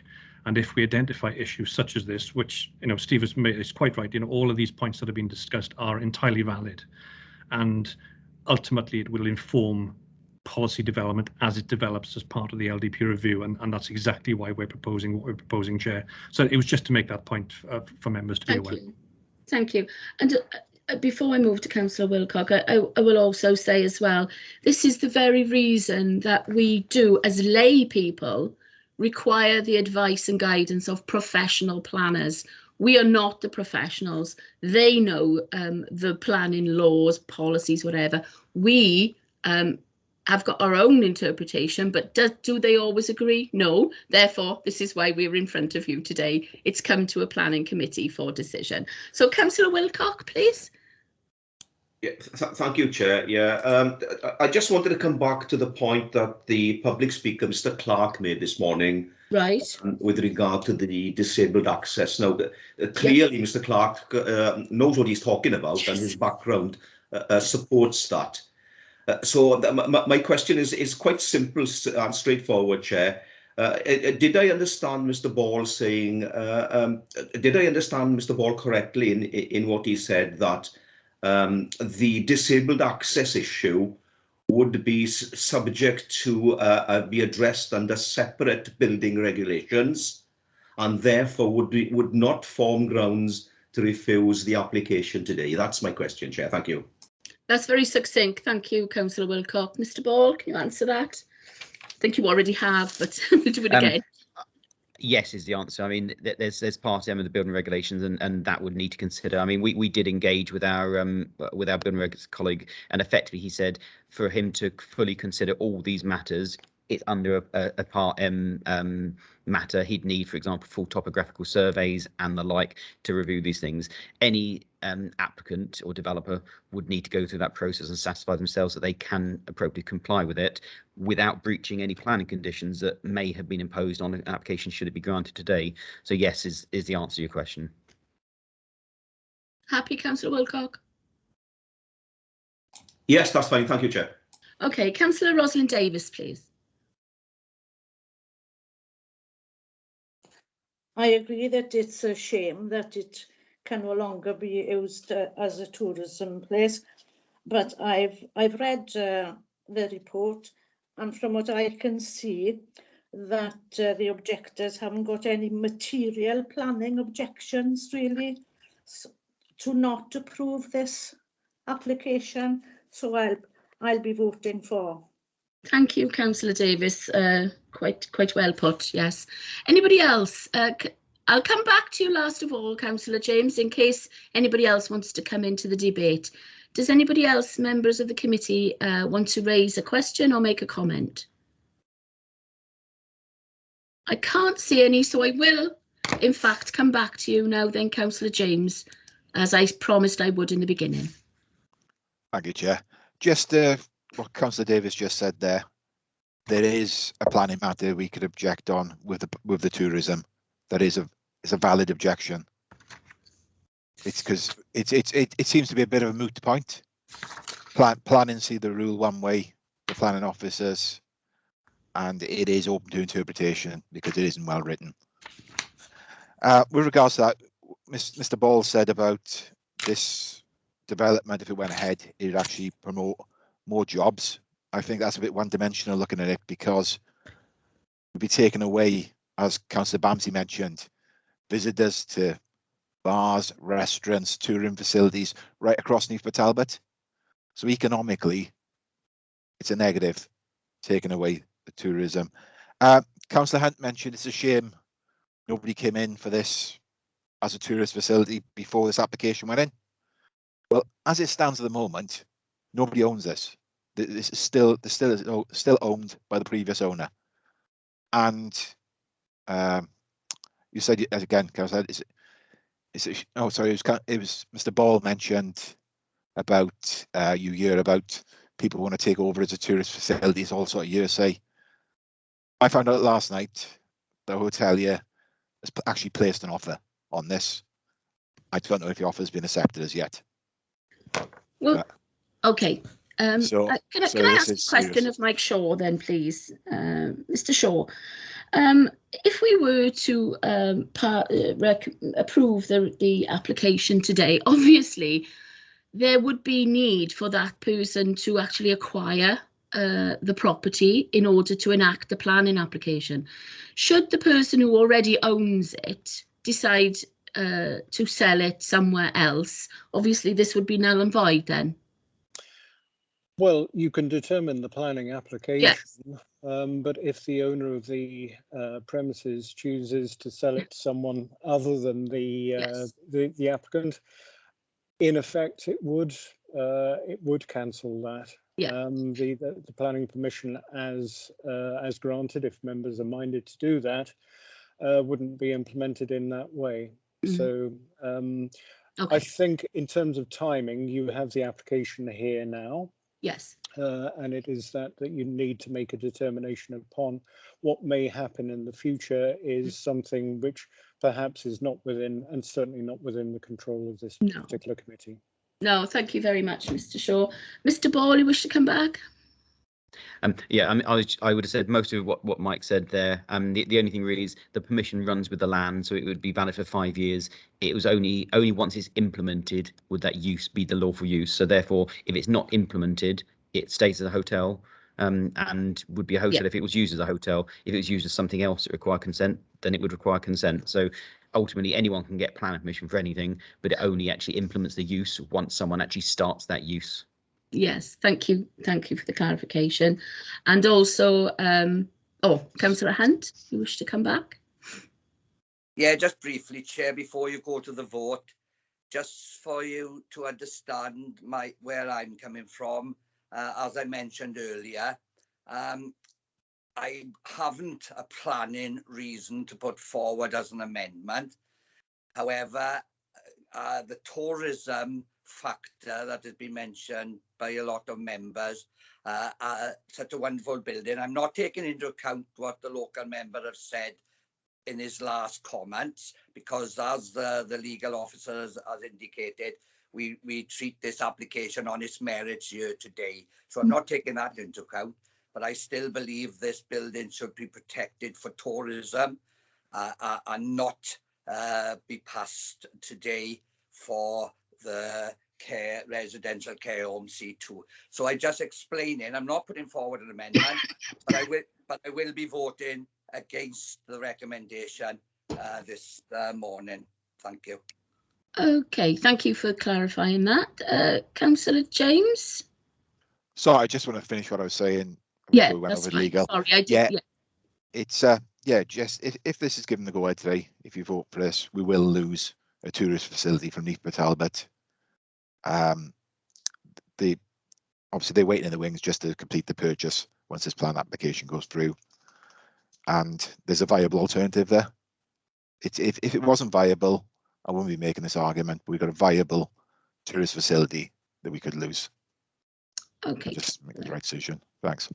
Thank you. But basically, what is before you is an application for the use of the land. Now, we've heard from officers to say that according to the policies we have in Neath Talbot, they would approve the use of this land. It hasn't been taken lightly. They've weighed up the loss of tourism against other issues. I think I would add as well, we cannot control who buys this land.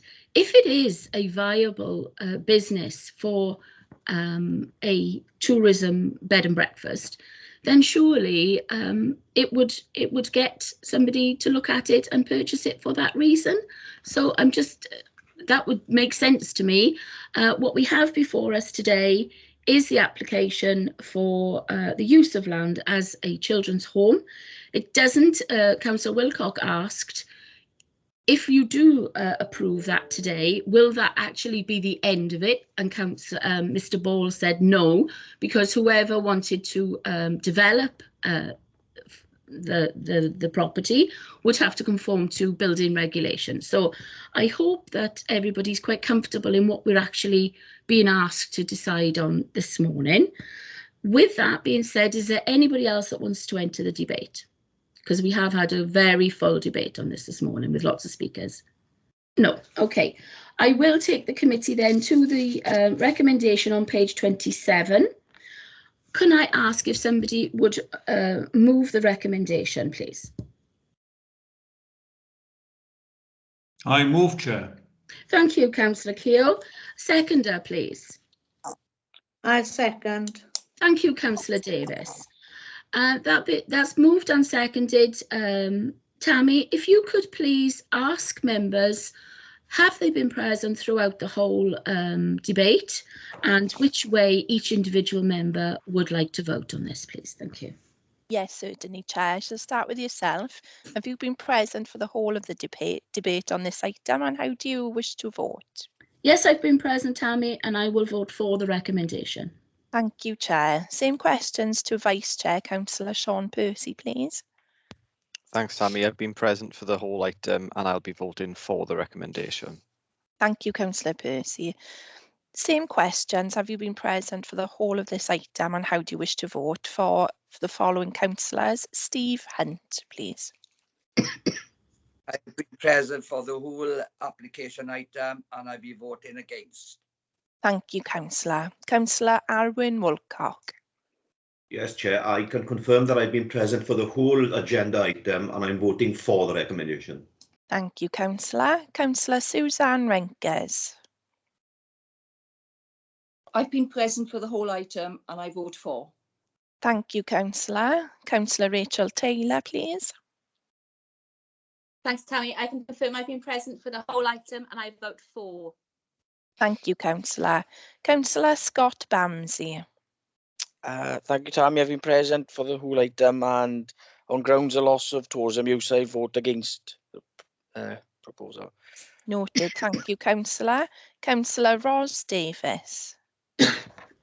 I've been present for the whole item and voting for the recommendation. Diolch yn fawr. Thank you, Councillor. Finally, Councillor Rydian Maisen, please. I can confirm that I've been present for the whole agenda item, Tammy, and I will be voting for the recommendation. Thank you. Chair, just to confirm, there were 9 members present. That application has been voted for. Thank you very much, Tammy, and thank you, members, for your contribution. Thank you also to members of the public who spoke and who just came to listen. You're free to stay on if you wish to, but obviously I would understand if you wanted to leave the meeting now. Therefore, I will take you on to the next agenda item for decision today, which is agenda item 6. This is application P 2021/1090. Retention of existing dwelling, detached dwelling and associated access parking, retaining structures and steps, plus proposed screening to side boundaries and raised platform. This item has been before committee before, and Councillor Maisen, actually the local member, who is a member of the committee as well, called this to be decided at committee on the basis that the applicant has not adhered to the original plans and is intent on moving the goalpost. So I'll come back to you, Councillor Maisen, before I go to committee. But can I ask Mr. Ball to introduce this item to the committee, please? Of course, thank you, Chair, and thank you, Kerry. I didn't even have to ask.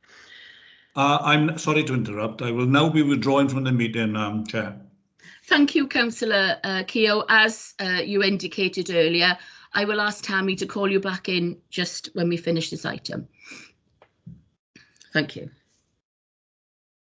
Thank you, Chair. So yes, this is application P 2021/1090. Is an application at 3 Closteri Sant in Bryn, and it's proposed for the retention of existing detached dwelling, associated access, parking, retaining structures, etc., as stated on the plan. Just as an aside, although members of the planning committee have actually determined an application at this property before, which was for a proposed projecting front garage, this actual proposal itself hasn't come before committee. It was going to come before, but the previous application, as stated in the report of 2021-0281, had to be withdrawn just on a technicality, effectively, because there's slight issues to do with red line plans, which I won't bore you with. Yes, my apologies, Mr. Ball. No, we that's haven't made okay. a decision on it. Okay, thanks. No problem. But we decided it was appropriate to bring the matter to committee anyway, because we're aware of the local members and local concerns. Hence the application is brought before you today. It is an application to effectively regularise what has been constructed. It hasn't been completed on site, but the dwelling obviously is largely been completed, and it's more about regularising, seeking to retain what is there and to complete it. So the actual site is shown on the plan in front of you. It's known as plot 22, and members will, or those who were aware of it before, will recall that although this plan doesn't show it, there's actually a property to the north as well that's been constructed, and that previous application did assess the relationship between those properties of the application. But as you can see from the plan in front, the main issue is the fact that whereas before, when it came before members, there was a proposal for a front garaging and change the parking layout. Now we've got a change in the front area. So the dwelling is as approved, it is as built. So there's no change to the dwelling. This is largely about the changes to the front, i.e. from the front elevation up to the highway.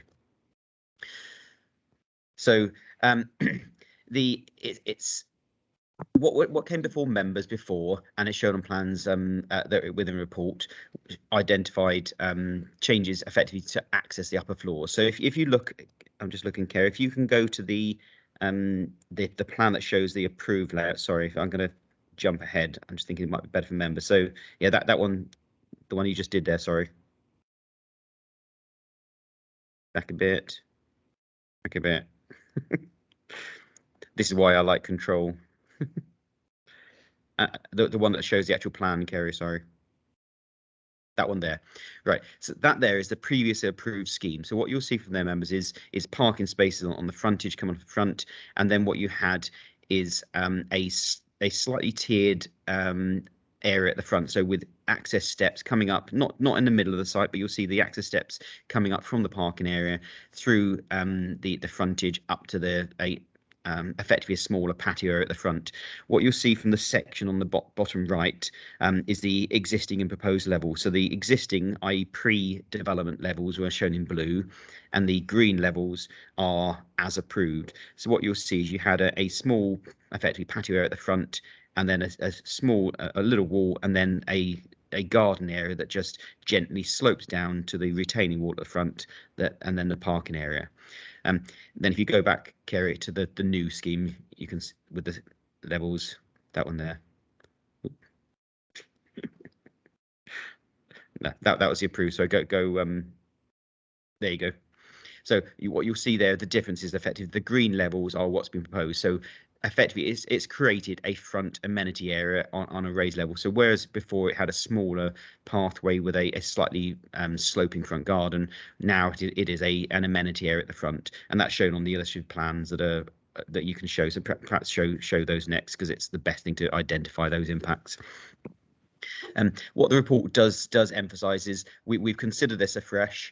There was the previous application that came before committee, which was refused to the front on the detached garage on visual amenity grounds. That was very different to this scheme that had unacceptable impact from the council's perspective, both in terms of visual impact of the garage, but also because of the extent of projection towards the front of the site. But ultimately, the difference in this scheme is what we're considering. The main issues that the report goes into is what material changes between the two schemes are there, and what impacts are there. And largely those impacts are on visual amenity and on neighbouring amenity. And as you'll note, there is the neighbouring property. Mr. Dummer will be speaking against the application. Mr. Dummer's been engaged with our officers for some time on this because of the concerns he's expressed. And what the report seeks to do is to understand and appreciate those concerns and come to a balanced conclusion as to the acceptability of what's been built on site. And in that respect, I do note Councillor Myers and bring the application committee, because the consistently breaching the approved plans. Ultimately, it isn't an offence to do things without plan permission that are slightly different, but it is the job of the planning committee at this time to decide whether it is appropriate to regularise those with the conditions that have been placed on this proposal, or whether we feel that they've gone too far and what's been undertaken is unacceptable and the impacts cannot be mitigated to an acceptable degree. And that's what the report before you does today. So in terms of page 40, obviously the principal development, we've approved housing on the site before, it's in the settlement limit, therefore there's no issues in that regard. In terms of visual amenity, it is the actual retaining structures is pretty much the same location as it was before. It was going to be slightly lower, about 2.35 compared to 2.62, and it did have these steps that were going up kind of within the site rather than on the edge of the site. So what the as-built scheme does is provide that level platform at the front of a site. It is effectively a front patio area, and as a consequence, while the approved scheme would have had a potential to have some use, it still had a grassed area. It was sloping, and therefore realistically it would have had a less intensive nature of use than what's been proposed here, which is a much more usable and intended to be an amenity area at the front of the site. the scheme has been amended over quite significant discussions with the applicant over a number of months to get to a point from a visual amenity perspective where we were more comfortable with what's been proposed, and that's largely matters relating to the enclosures of that frontage area. There was a few different iterations of schemes that would not have been something we were comfortable with, but if in terms of the illustrative layout, if you can just go to the street scene one, Kerry, you'll see that one there. What you've got, in addition to the rendered wall, you've got this effectively quite a modern form of enclosure to the frontage, which is replicated on one of the screens to the right-hand side of relating to the neighbouring property. And visually, we consider that reflects and respects the host property and would ensure that there would be no unacceptable visual impacts as a consequence of this scheme on the street scene. Excuse me. In terms of other matters to change, there are some changes in terms of different things to the house itself in terms of patio doors and everything, but none of those are considered to have any adverse impact. One thing that the report does go into is the difference between this scheme and the previous scheme, and I know Mr. Dummer in particular may speak to this, but has emphasised that when we refused, or members refused, the previous application for the garage, part of that, and I quote my report, was because the addition of a roof terrace and garden would result in seating associated paraphernalia such as tables and chairs, etc., which we couldn't control by condition, which would have a further detrimental impact on the visual amenity of the street scene. So what we've obviously had to consider in this is, yes, this scheme will facilitate such an amenity use, but it is materially different to that earlier proposal. That one extended much closer to the highway. It would have had significantly greater visual impact.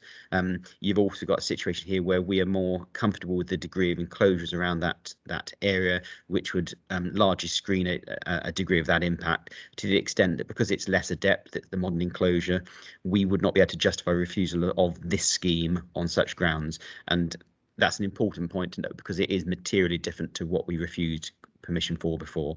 So on that basis, there's no objection in terms of visual amenity. In terms of residential amenity, again, the use of this raised platform as a front patio and garden area clearly has potential to create some issues in terms of overlooking, although I would say that kind of degree of overlooking isn't necessarily unusual in a residential context. Bless you. So what we need to consider is the impact on the property to either side, and also the property that I mentioned to the north. And the property to the north was one that was objected to previously for the garage extension, because of the degree of separation and the raised level of that amenity area was considered to be unacceptable on that proposal. But this proposal, because it's less deep and because of the degree of enclosures, is such that we would not consider unacceptable impacts on that property.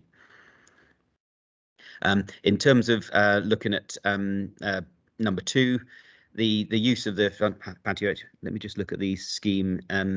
If you, in fact, that one there, you can see this is viewing from number 4 effectively, but if you can see the screen that's on the in that picture, that is a new screen that's been proposed that's not there currently, to protect the amenity of the other neighbouring property from views within a patio. So perhaps if you go within the patio area, the plan, Kerry.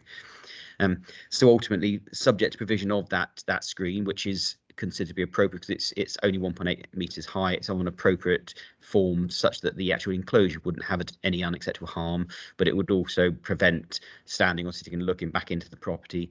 That's considered to be an acceptable enclosure, and to have therefore no unacceptable impacts on the amenity of that property as a consequence.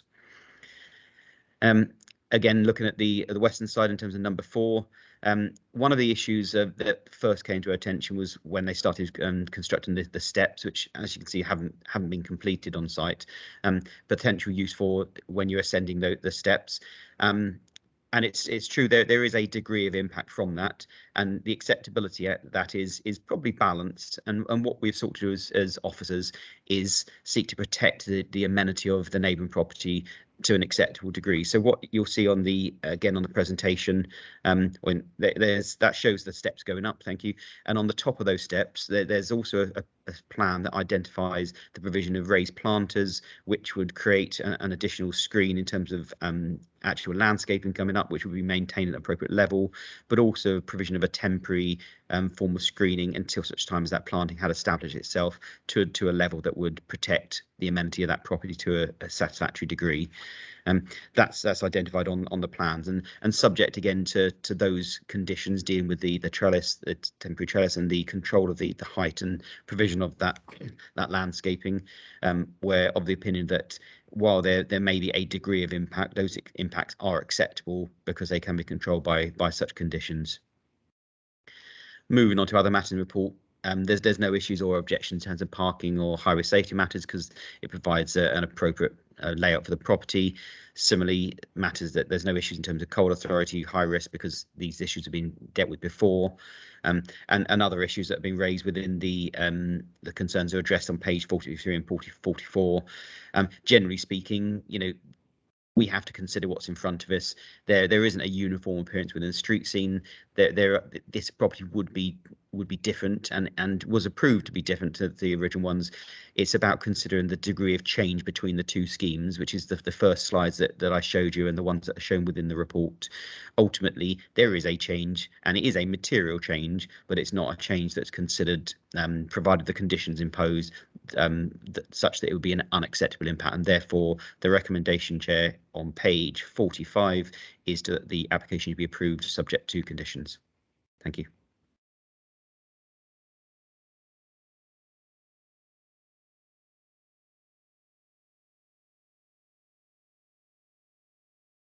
We can't hear you, Chair. I usually have my mic on, but I turned it off because I'm coughing so much, so my apologies. I would like to draw members' attention to the amendment sheet because there is a further condition that you added. Oh yes, thank you, Chair. So, I no apologise. I meant to say that at the beginning. Thank you. No, so it is to approve subject conditions, but also include the one on the amendment sheet. Okay. I would like to call on Councillor Rydian Maisen, please. You are a member of the Planning Committee, but you are also the local member. Thank you, Chair. Yes, I'm glad that it's come to the committee now, although it's not the application that I asked to come in, but I mean it's it's eventually be determined by the committee, and I'm glad that Mr. Doyle, applicant, has put in another application. So let's just go ahead and listen to the arguments for and against. Okay, and thank you, Councillor Maisen. And I think I can understand a level of concern, stroke annoyance that the application, what is actually ended up wasn't what they proposed. However, you have heard Mr. Ball's explanation of his recommendation to approve, in that they've gone through the differences and concluded that yes, there are some differences, but overall they are still, Mr. Ball and the plan is still willing to recommend approval. So can I have anybody from the committee wishing to ask any questions or make a statement into the debate on this one? Sorry to interject there, Chair. Just to remind you, we do have the speaker against the application. Do you know what? I am so sorry. Yes, of course, we have the two speakers. I should have come to them. First of all, my sincere apologies. You can tell I'm not well and I'm not functioning properly. So, Mr. Dummer, I think you are speaking first, and then Gareth Owen has the chance of a rebuttal then. So in your own time, Tammy will allow you 5 minutes, and will also tell you when there's 1 minute remaining. And my sincere apologies for that lapse there. So when you're ready, Mr. Dummer.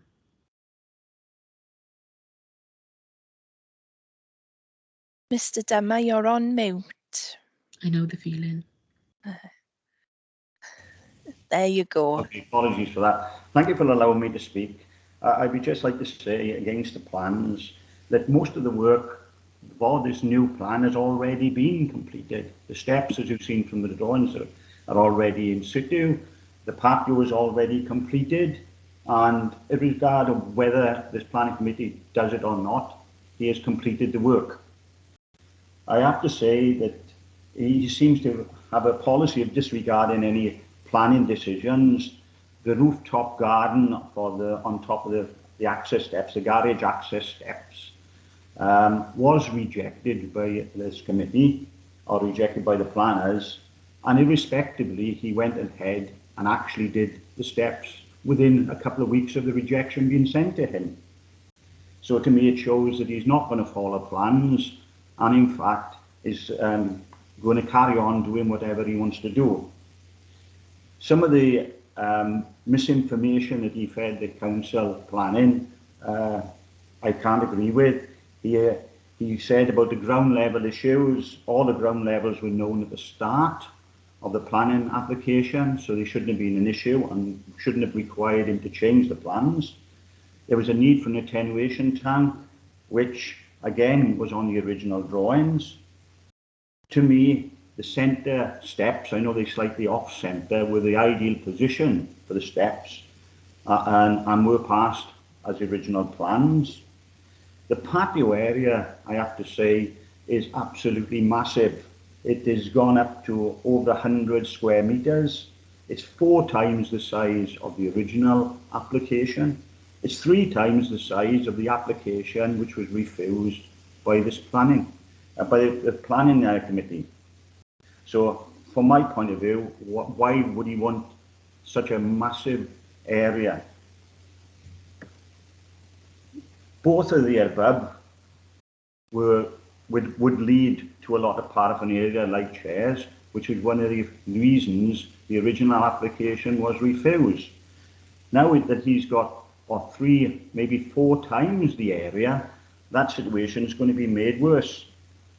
At its closest point, this patio area is only 4 metres from the road, and as you turn into Closterwy Sant, the road is inclined, and anybody driving in, if there is any activity on the patio, their attentions would be immediately drawn to it. So from a safety aspect of driving in to the street, it could prove to be very difficult. The front garden wall, instead of now a partial grassed area or planted area, we've now got a 2.5 metre, or 2.4 to be exact, metre high wall. Yes, it's going to match the house, but in no way will it look as aesthetically pleasing as some grass areas in front.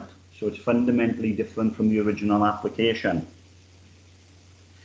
The planters are difficult for me because whenever I've been involved in anybody who puts laurels in, they actually grow well above the 2 metres that have been trimmed to. They grow very fast. If we rely just on the enforcement officers, which have taken a year to bring this to fruition, the laurels could be 1 metre higher than the stated 2 metres before an enforcement action would be taken. So to think that the enforcement officers will be able to control the height of these laurels, I think is impossible for them. So the laurels will grow too high. They're antisocial in the street. They divide the street in half. They will make it difficult for us to have... 1 minute remaining. Thank you. It makes it difficult for us to communicate across the street, and if they are allowed to grow higher, then they really will be antisocial. There was mention also about views into my property from the pavement. The pavement is 17 metres from my house and 3 metres below my house level. Anybody ascending the steps would in fact be 5 metres from my house at the same level. So this is a loss of my amenity, my privacy, and indeed I've had people who have used the steps actually wave and say hello because they're so embarrassed that they're walking up to my windows virtually. But I don't think the laurels are the right answer for this. Thank you, that's all I've got to say. Just on time, Mr. Dummer, thank you. Thank you very much, Mr. Dummer, for coming to address committee with your concerns. I'm now going to call on Mr. Gareth Owen, who has the right to reply. Okay, thank you, Chair. Mr. Owen, the same, you have 5 minutes, and Tammy will tell you when it's 1 minute left. Okay, no problem, thank you. So good morning, everyone, and thank you for the opportunity to speak at today's meeting. I'm speaking today on behalf of my client, Mr. Doyle, as his architect and planning agent. Firstly, just in response there to some of Mr. Dummer's points, I think, as Steve Ball has said, the garage application is irrelevant to this planning application.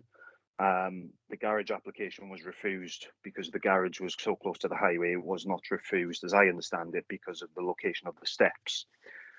So I think that is just an important point to make. Also, in response to the height of the retaining wall, the proposed retaining wall in this application is only actually 150 millimetres higher than the already approved planning application. So I'm not sure this is very relevant or has a big impact on the street scene whatsoever. And so I think, firstly, it's important to sort of explain to the committee why we've had to relocate the access steps to the amended and current location, and why this is necessary. The wall constructed by Mr. Dummer was not existing at the time of our original improved planning application. Whilst the approved levels for Mr. Dummer's development were reviewed as part of our design, the as-built levels don't appear to be to tie in completely with that approved application. The depth of the foundations of Mr. Dummer's garden wall are such that it is impossible to construct Mr. Doyle's scheme in accordance with current approved plans. We would be undermining Mr. Dummer's wall and the foundations, which could cause structural collapse. The depth of the foundation on Mr. Dummer's wall also does not meet good design practice in some locations. It should be 150 millimetres below finished external levels for frost protection. So, having come across this issue, my client discussed the relocation of the steps with Mr. Dummer, and no concerns were raised initially. However, since the structure was constructed, Mr. Dummer raised concerns with overlooking into his front dining room patio doors. Considering these concerns, we looked at turning the steps 90 degrees halfway up as a possible solution. However, it quickly became apparent that this would clash with the drainage of Mr. Doyle's driveway, so this is not an option. We also looked at a retaining wall to support Mr. Dummer's wall. However, any retaining structure would need to sit a minimum of 2 metres back into Mr. Doyle's driveway, which would prevent 3 parking spaces from being achievable, which is contrary to planning policy and the planning conditions on Mr. Doyle's property. So the steps were designed in the current form, which we strongly feel is the best solution from a structural perspective, but also importantly from a street scene aesthetic.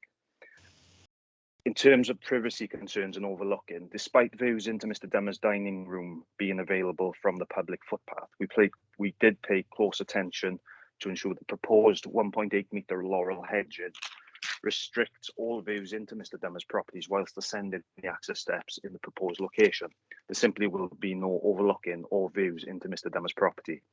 Currently, we accept there are, and that is because we haven't been able to complete the works due to this ongoing planning application. But once the screening being proposed is in place, these views will no longer exist and there will be no overlooking. Mr. Dummer has raised concerns about any vegetation blocking his views out into the valley across Mr. Doyle's property. We've considered this closely and the visuals clearly show that due to the level differences between the two properties, Mr. Dummer's views will not be impeded at all. That said, Mr. Doyle could construct a 2 metre high fence under permitted development rights should he wish to do so, but we don't believe that is the right solution purely from an architectural design and street scene point of view.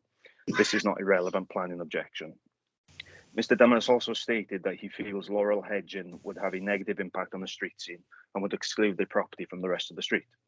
Again, this is not valid grounds from a planning refusal. However, we completely disagree with this anyway. 1 minute.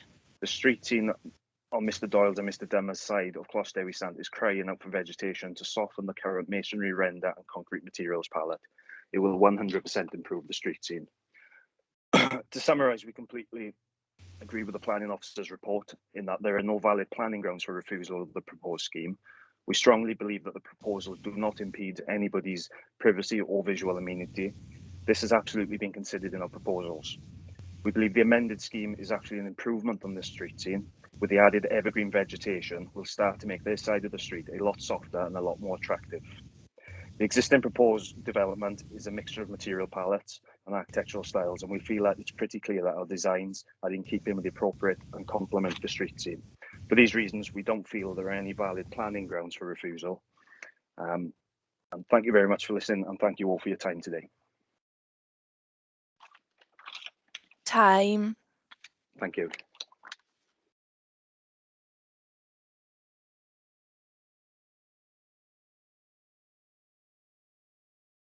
You're on mute, Chair. You're still on mute, Chair. Chair, while you find your mute button, I do have a couple of little videos that if members wish to play to show because I couldn't do it before because it was PDF, but I can share my screen if you'd like to. They're not the best ones, but it may well be something that members would like to see. Would you like me to? If you feel it's going to aid decision making, by all means. Okay, I will do so then. They're actually on the same side. So this is just they're two slightly different versions, but it identifies, and obviously I can stop it as we go. So this obviously shows theirs in a moment what's been constructed. There's Mr. Dummer's property and the frontage as you go across. Yep. Excuse me. And that shows obviously relationship with the next one. The other one's just slightly a bit further back.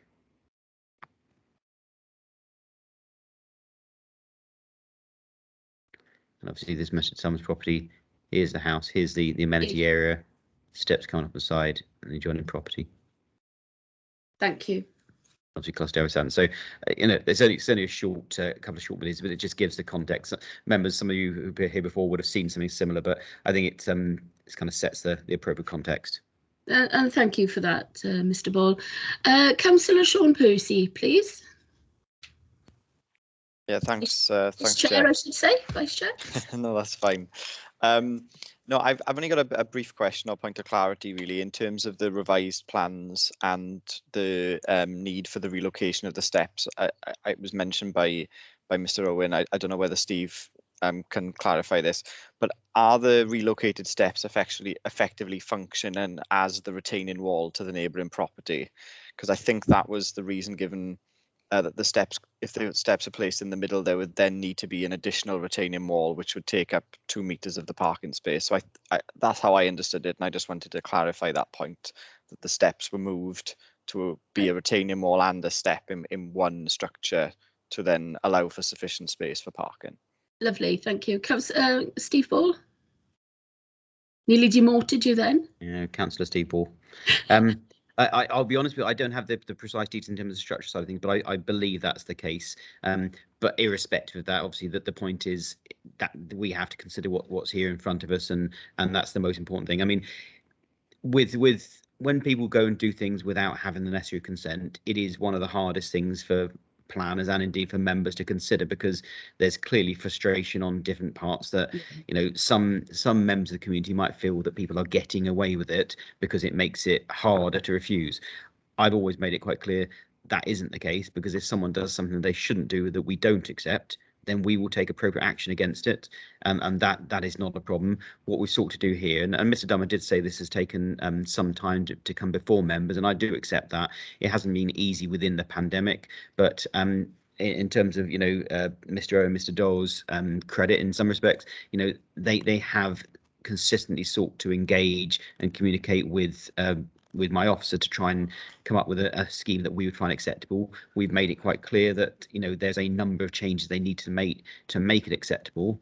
We've also engaged with Mr. Dummer, and we're fully aware of his concerns, and some of them we have shared and have sought to mitigate through the design and through the conditions before you now. Ultimately, I say we have to consider the application of what's here, which is mostly complete but not complete, and is it acceptable? We as officers find it is subject to those conditions. Obviously, if members felt otherwise, then there are still powers open to us to effectively take enforcement action as appropriate. Although obviously if that were members' request, then we would no doubt first go back to Mr. Owen and Mr. Dole to see if there's an alternative solution that could be achieved at the site in a more acceptable manner to members. But the recommendation before you is to approve subject to conditions in any respect.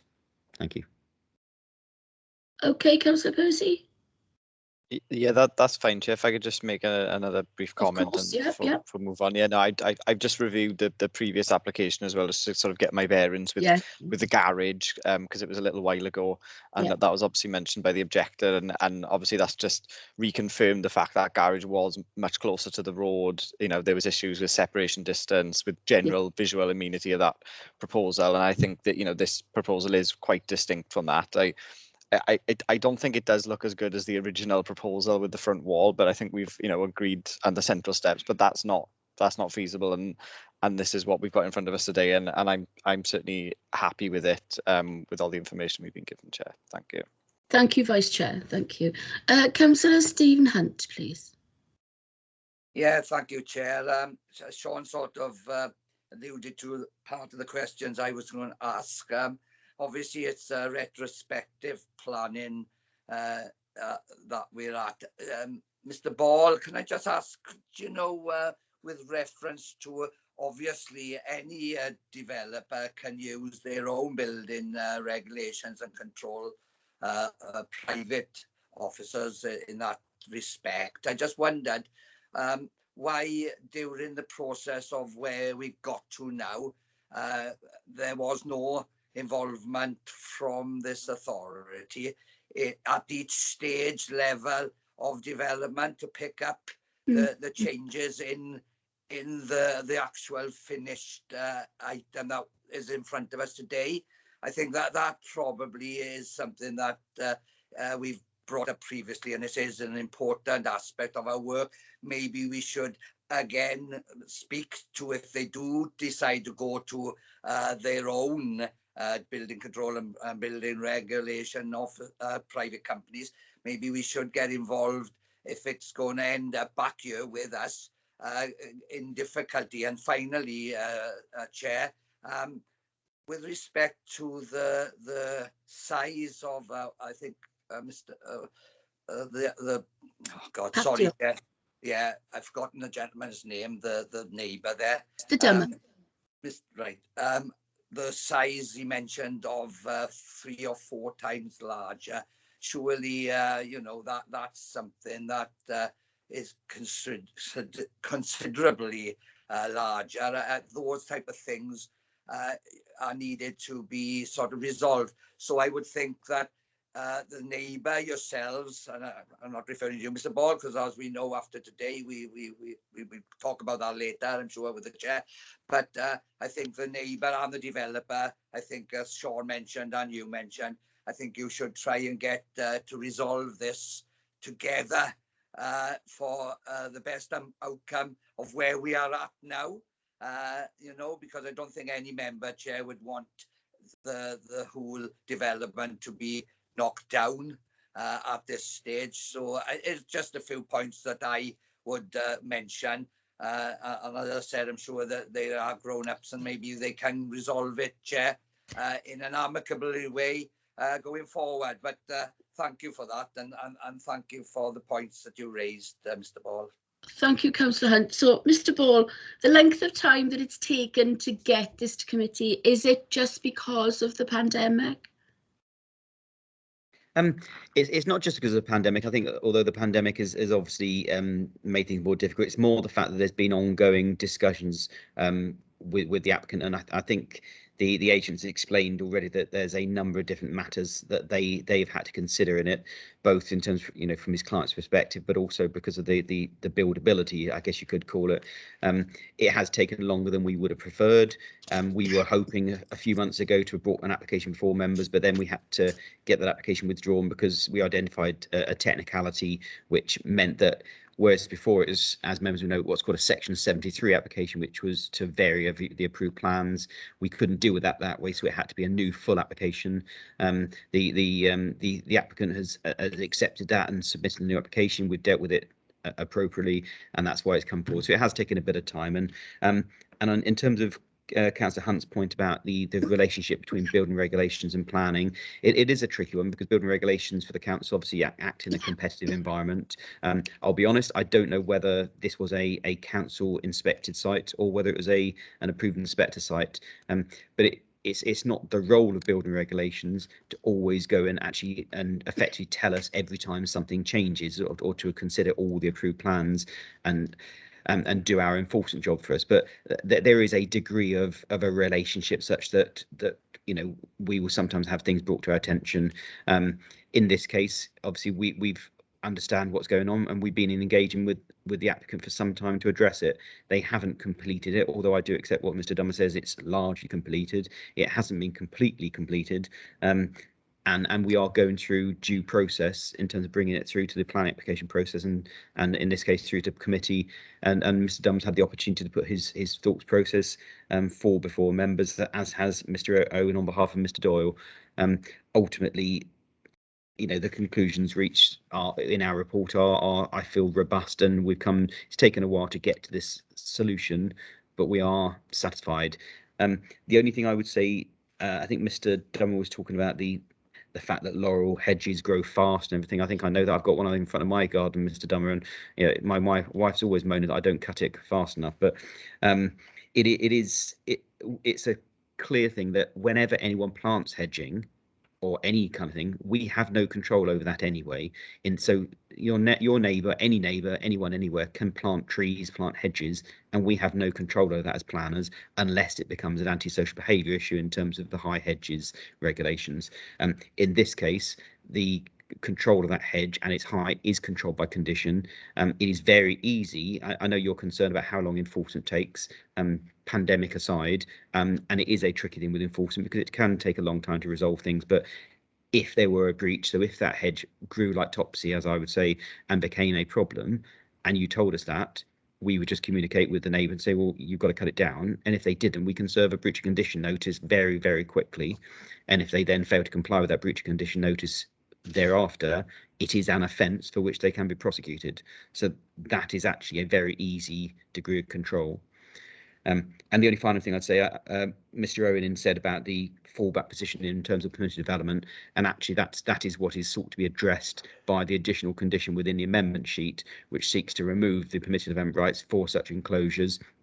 Because admittedly, we have sought to control those to make sure they are appropriate in terms of height and their materials and relationship with neighbours as well. And that's why we've added the extra condition to make sure it doesn't mean you couldn't put one there, and indeed it may well not be unacceptable. But what it means is that we would be able to control that to make sure that it were acceptable in terms of its height and its relationship and in materials. Thank you, Chair. Thank you, Mr. Ball. Anybody else have any questions at the moment?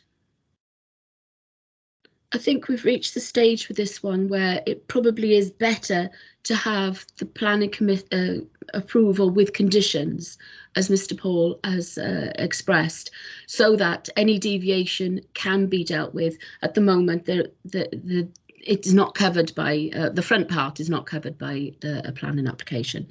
So, if no, Councillor Misen, did you have anything further as a local member?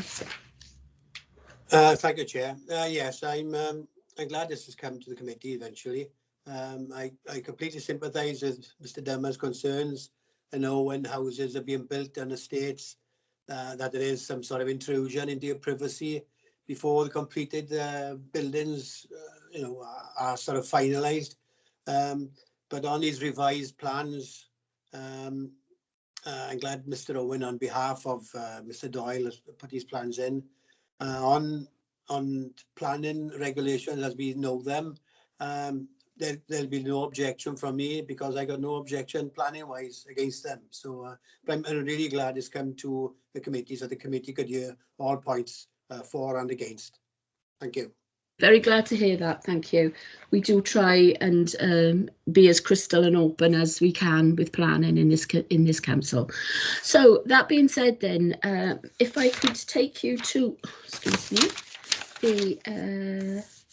the recommendation on page 45 for this development application, to be read with the inclusion of the last condition on the amendment sheet. May I have someone to move the recommendation?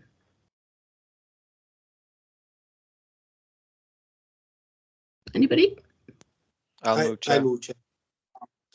I don't know who that was, but and I second then. Oh, there we are. Thank you. Oh. Have you got a note of that, Tammy? Because I think you all spoke together then. Okay, if you would then please take the committee through the fact that they've been here throughout and which way they want to vote. Certainly, Chair. I'll start with yourself. Have you been present for the whole of this item, and how do you wish to vote? I have been present throughout and I will vote for the recommendation. Thank you, Chair. Same question to Councillor Sean Percy. Vice Chair, please. Yeah, I've been present for the whole item and I'll be voting for the recommendation. Thank you, Councillor Percy. Same questions to the following councillors. Councillor Steve Hunt, please. Thank you, Tammy. I've been here for the whole item and I'll be voting for the recommendation. Councillor Hunt.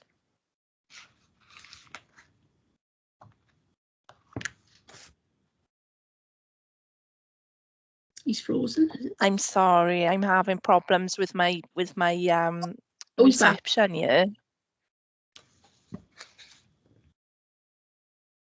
Okay. Just for the records, my equipment is playing up a little bit. Okay, so if I'll I ask could ask Councillor Councillor Hunt Hunt, please, myself. to repeat Yes. Councillor Sorry, Hunt, whether he's been present for the whole of the item. Oh, sorry, you didn't hear me. I have been present for the whole agenda item and I'll be voting for the recommendation. Thank you. Thank you, Councillor Hunt. Thank you, Chair. Councillor Alwyn Woolcock, please, have you been present for the whole of the item and how do you wish to vote? Yes, thank you, Chair. I've been present for the whole agenda item and I'm voting for the recommendation. Thank you. Councillor Renkes, same to you, please. I've been present for the whole item and I'm voting for. Thank you, Councillor. And Councillor Rachel Taylor, please. Thanks, Tammy. I can confirm I've been present for the whole item and I'm voting for.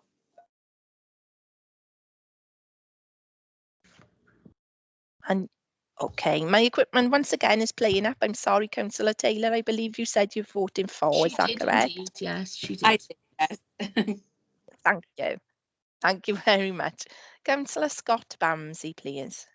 Thank you, Tammy. Yes, I've been present throughout and vote for recommendation. Thank you very much. Councillor Ros Davis, please. I have been present for the whole agenda item and I'm voting for the recommendation. Diolch yn fawr. Thank you. Diolch yn fawr, Councillor Davis. Councillor Rydian Mason, please. Yes, I can confirm I've been present for the whole agenda item, Tammy, and subject to conditions, I will be voting for the recommendation. Thank you, Councillor. That's great. Chair, that application has been approved unanimously. Thank you very much, Tammy. Okay, moving along swiftly then to agenda item 7, which is appeals determined. I would urge members of the committee to have a look at the decision letters on these, because sometimes we can learn far more from an appeal than in the normal state of things.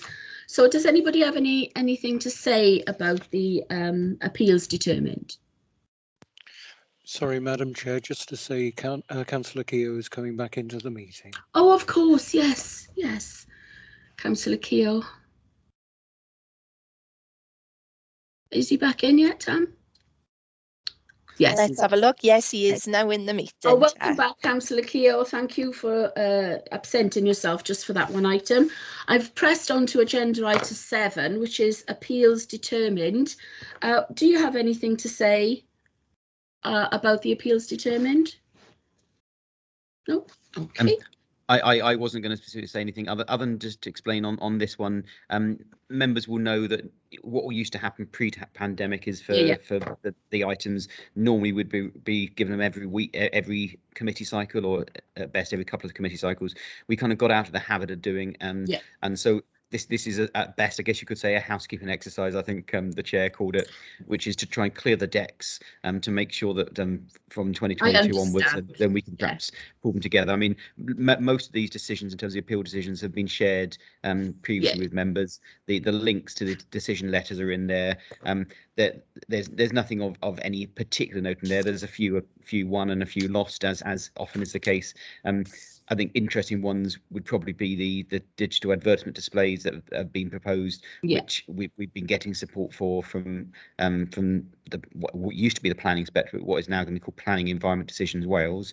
But generally speaking, there's nothing I specifically want to draw attention to, other than what you said in terms of encouraging members to actually read those decisions, because I think it's important with appeals that you do read decisions, because it shows how external inspectors assess proposals against our policies. Yeah, thank you very much.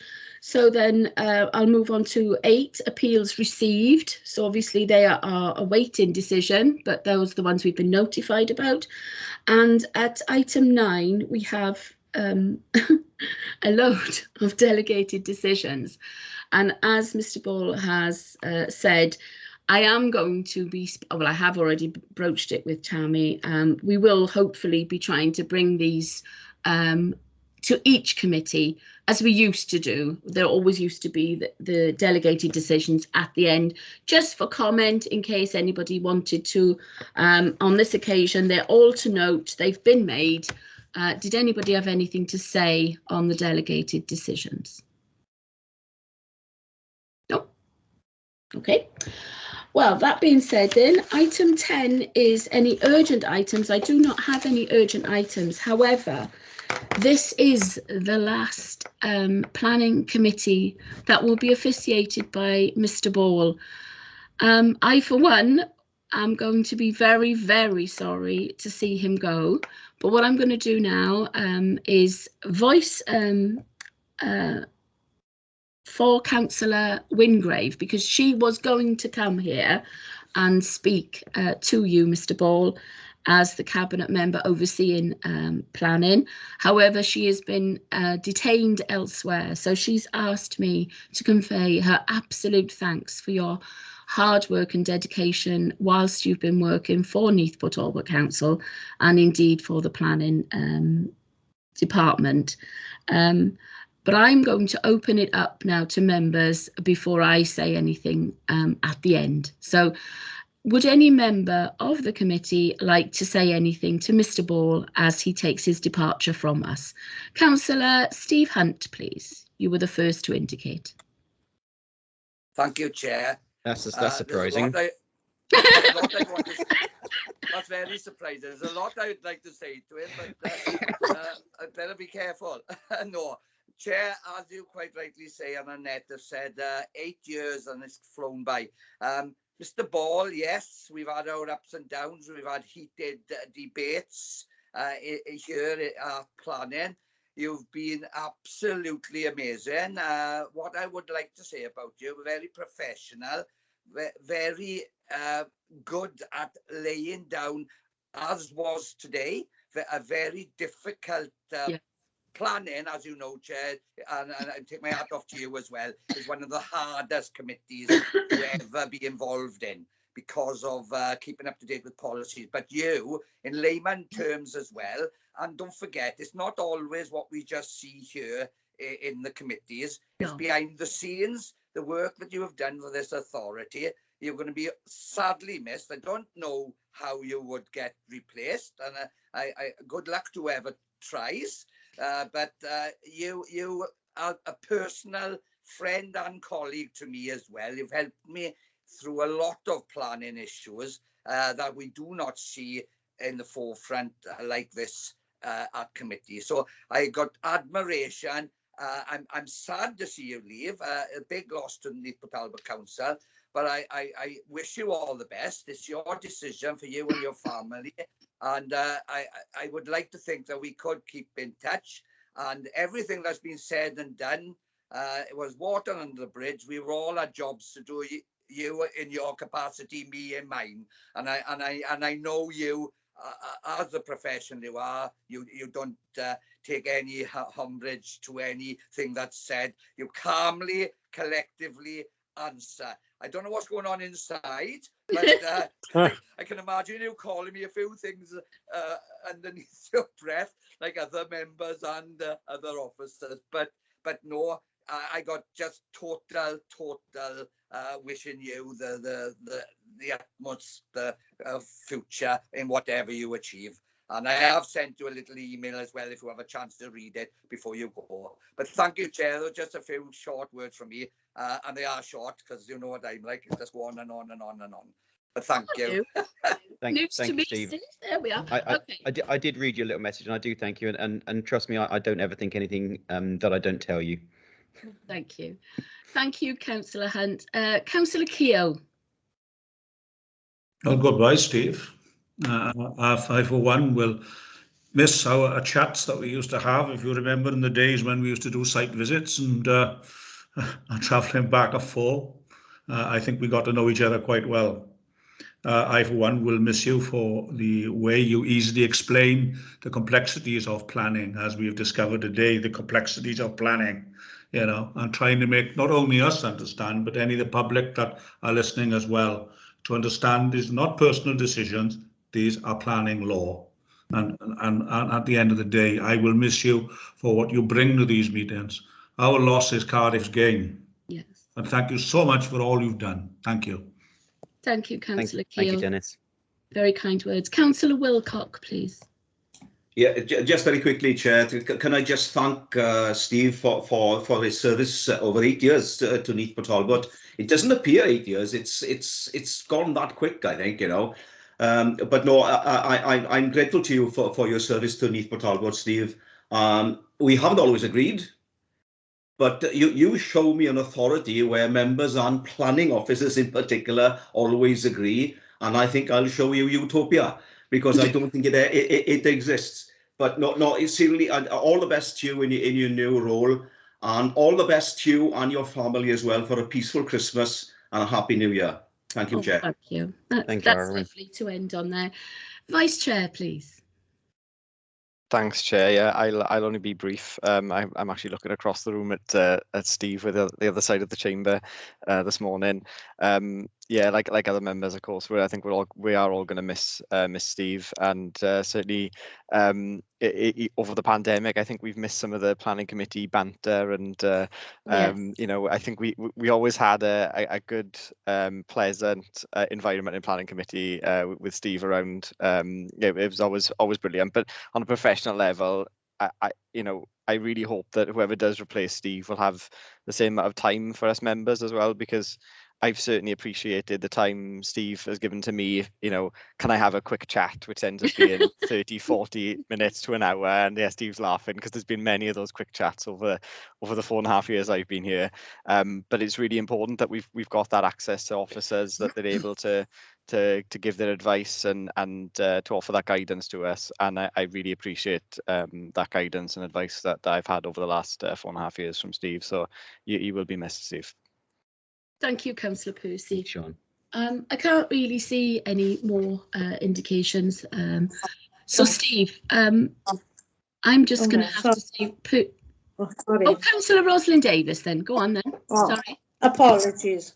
Are you the longest serving planning committee member, or is it Steve? I think I did. Both of us. And he takes all the credit, I know. As usual. Well, I can't believe it's been 8 years. No, me. Unbelievable how time flies when you're enjoying yourself, isn't it, Steve?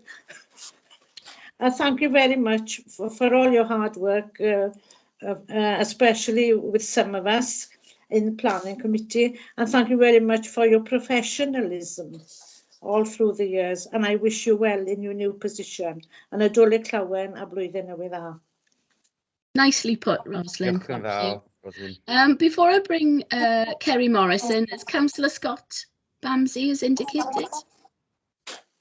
Thank you, Chair. Yeah, just to add to everyone's comments, Steve, all the best for the future. So you're coming in, this term as a brand new member, probably had little to no knowledge of planning law, etc. And you've been a great teacher to us. You've learned so much. Whereas me, without this sort of disagreements, I haven't been shy in disagreeing, but you've always come back with good arguments, and you've always been very professional, and the way you explain planning has helped us all, especially the newer members, a lot. So I thank you for that, and just wish you all the best for the future. Thank you, Scott. I do remember your first committee was the fracking, non-fracking application. Yeah. And it was like a rabbit in a spotlight for some of you. I do remember that being a very difficult committee. So the fact you're still here is good. Yeah, mobbed in Blaine Crack, I remember. I think what have I signed up for by you? But yeah, that's quietened down a bit since. Princess Royal Theatre, that was. Yeah, indeed it was. First one. And I got mobbed. I had the police escorting me out. Yes, Councillor, I'm glad that as a new councillor you found that you had all the advice that you required, even though it was a bit of a roller coaster ride. So there we are. Kerry Morris, please. Chair, head of. Yeah, thank you, Chair, and thank you for indulging me, because it's absolutely right that you're giving members the opportunity to say their thanks to Steve. But I just wanted to give members the reassurance that I didn't let Steve walk out the door. We tried our very, very best to keep hold of Steve, Yes. as I'm sure you will know. But just to say, from an officer perspective, he's hugely respected amongst his peers, his colleagues. Not just within Neath but across local authorities in Wales. He's always had great integrity. Everything he does, entirely professional.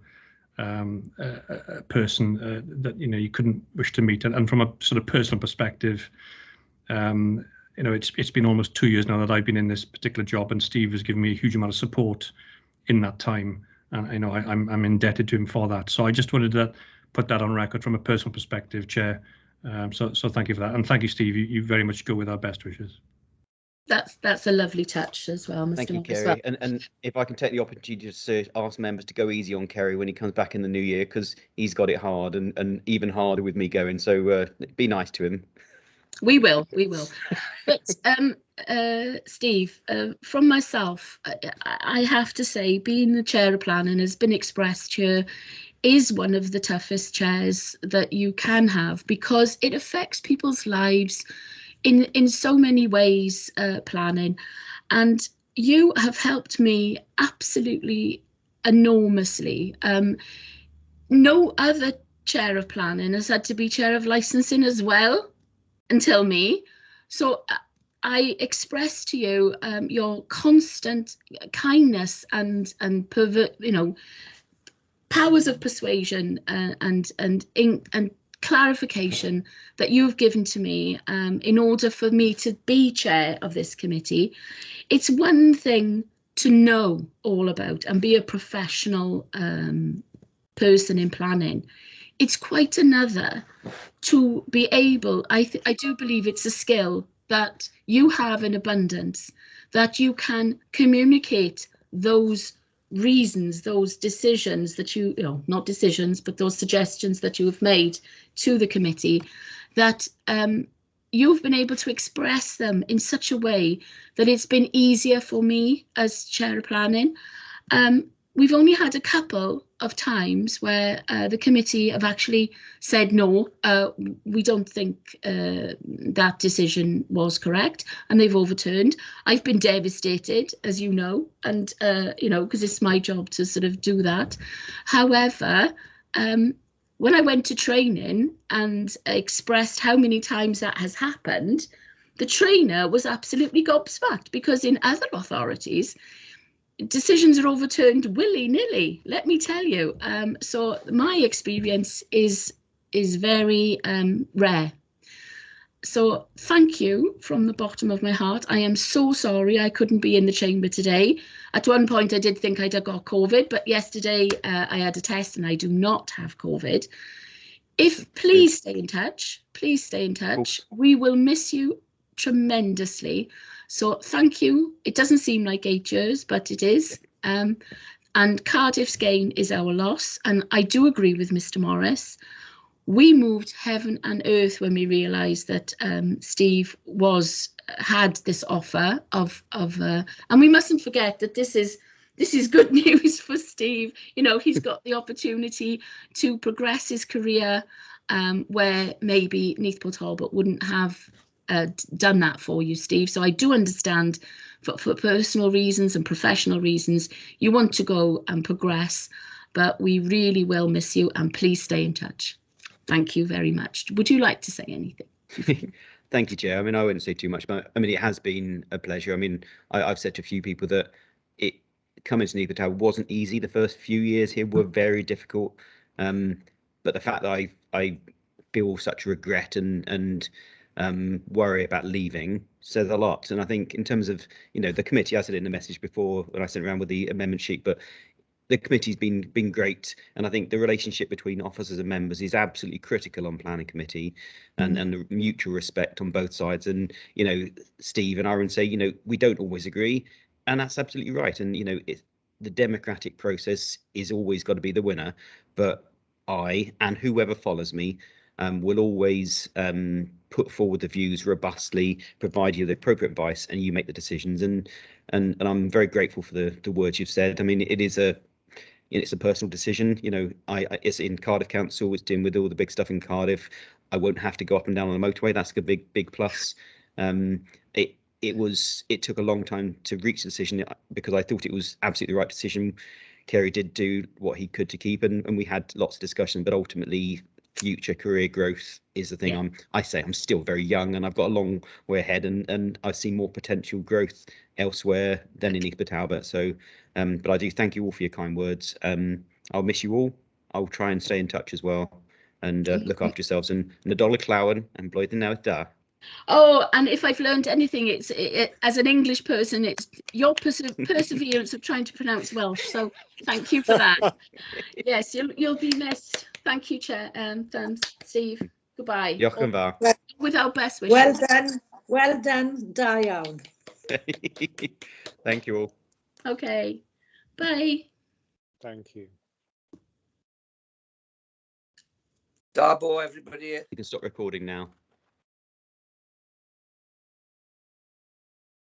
All the best.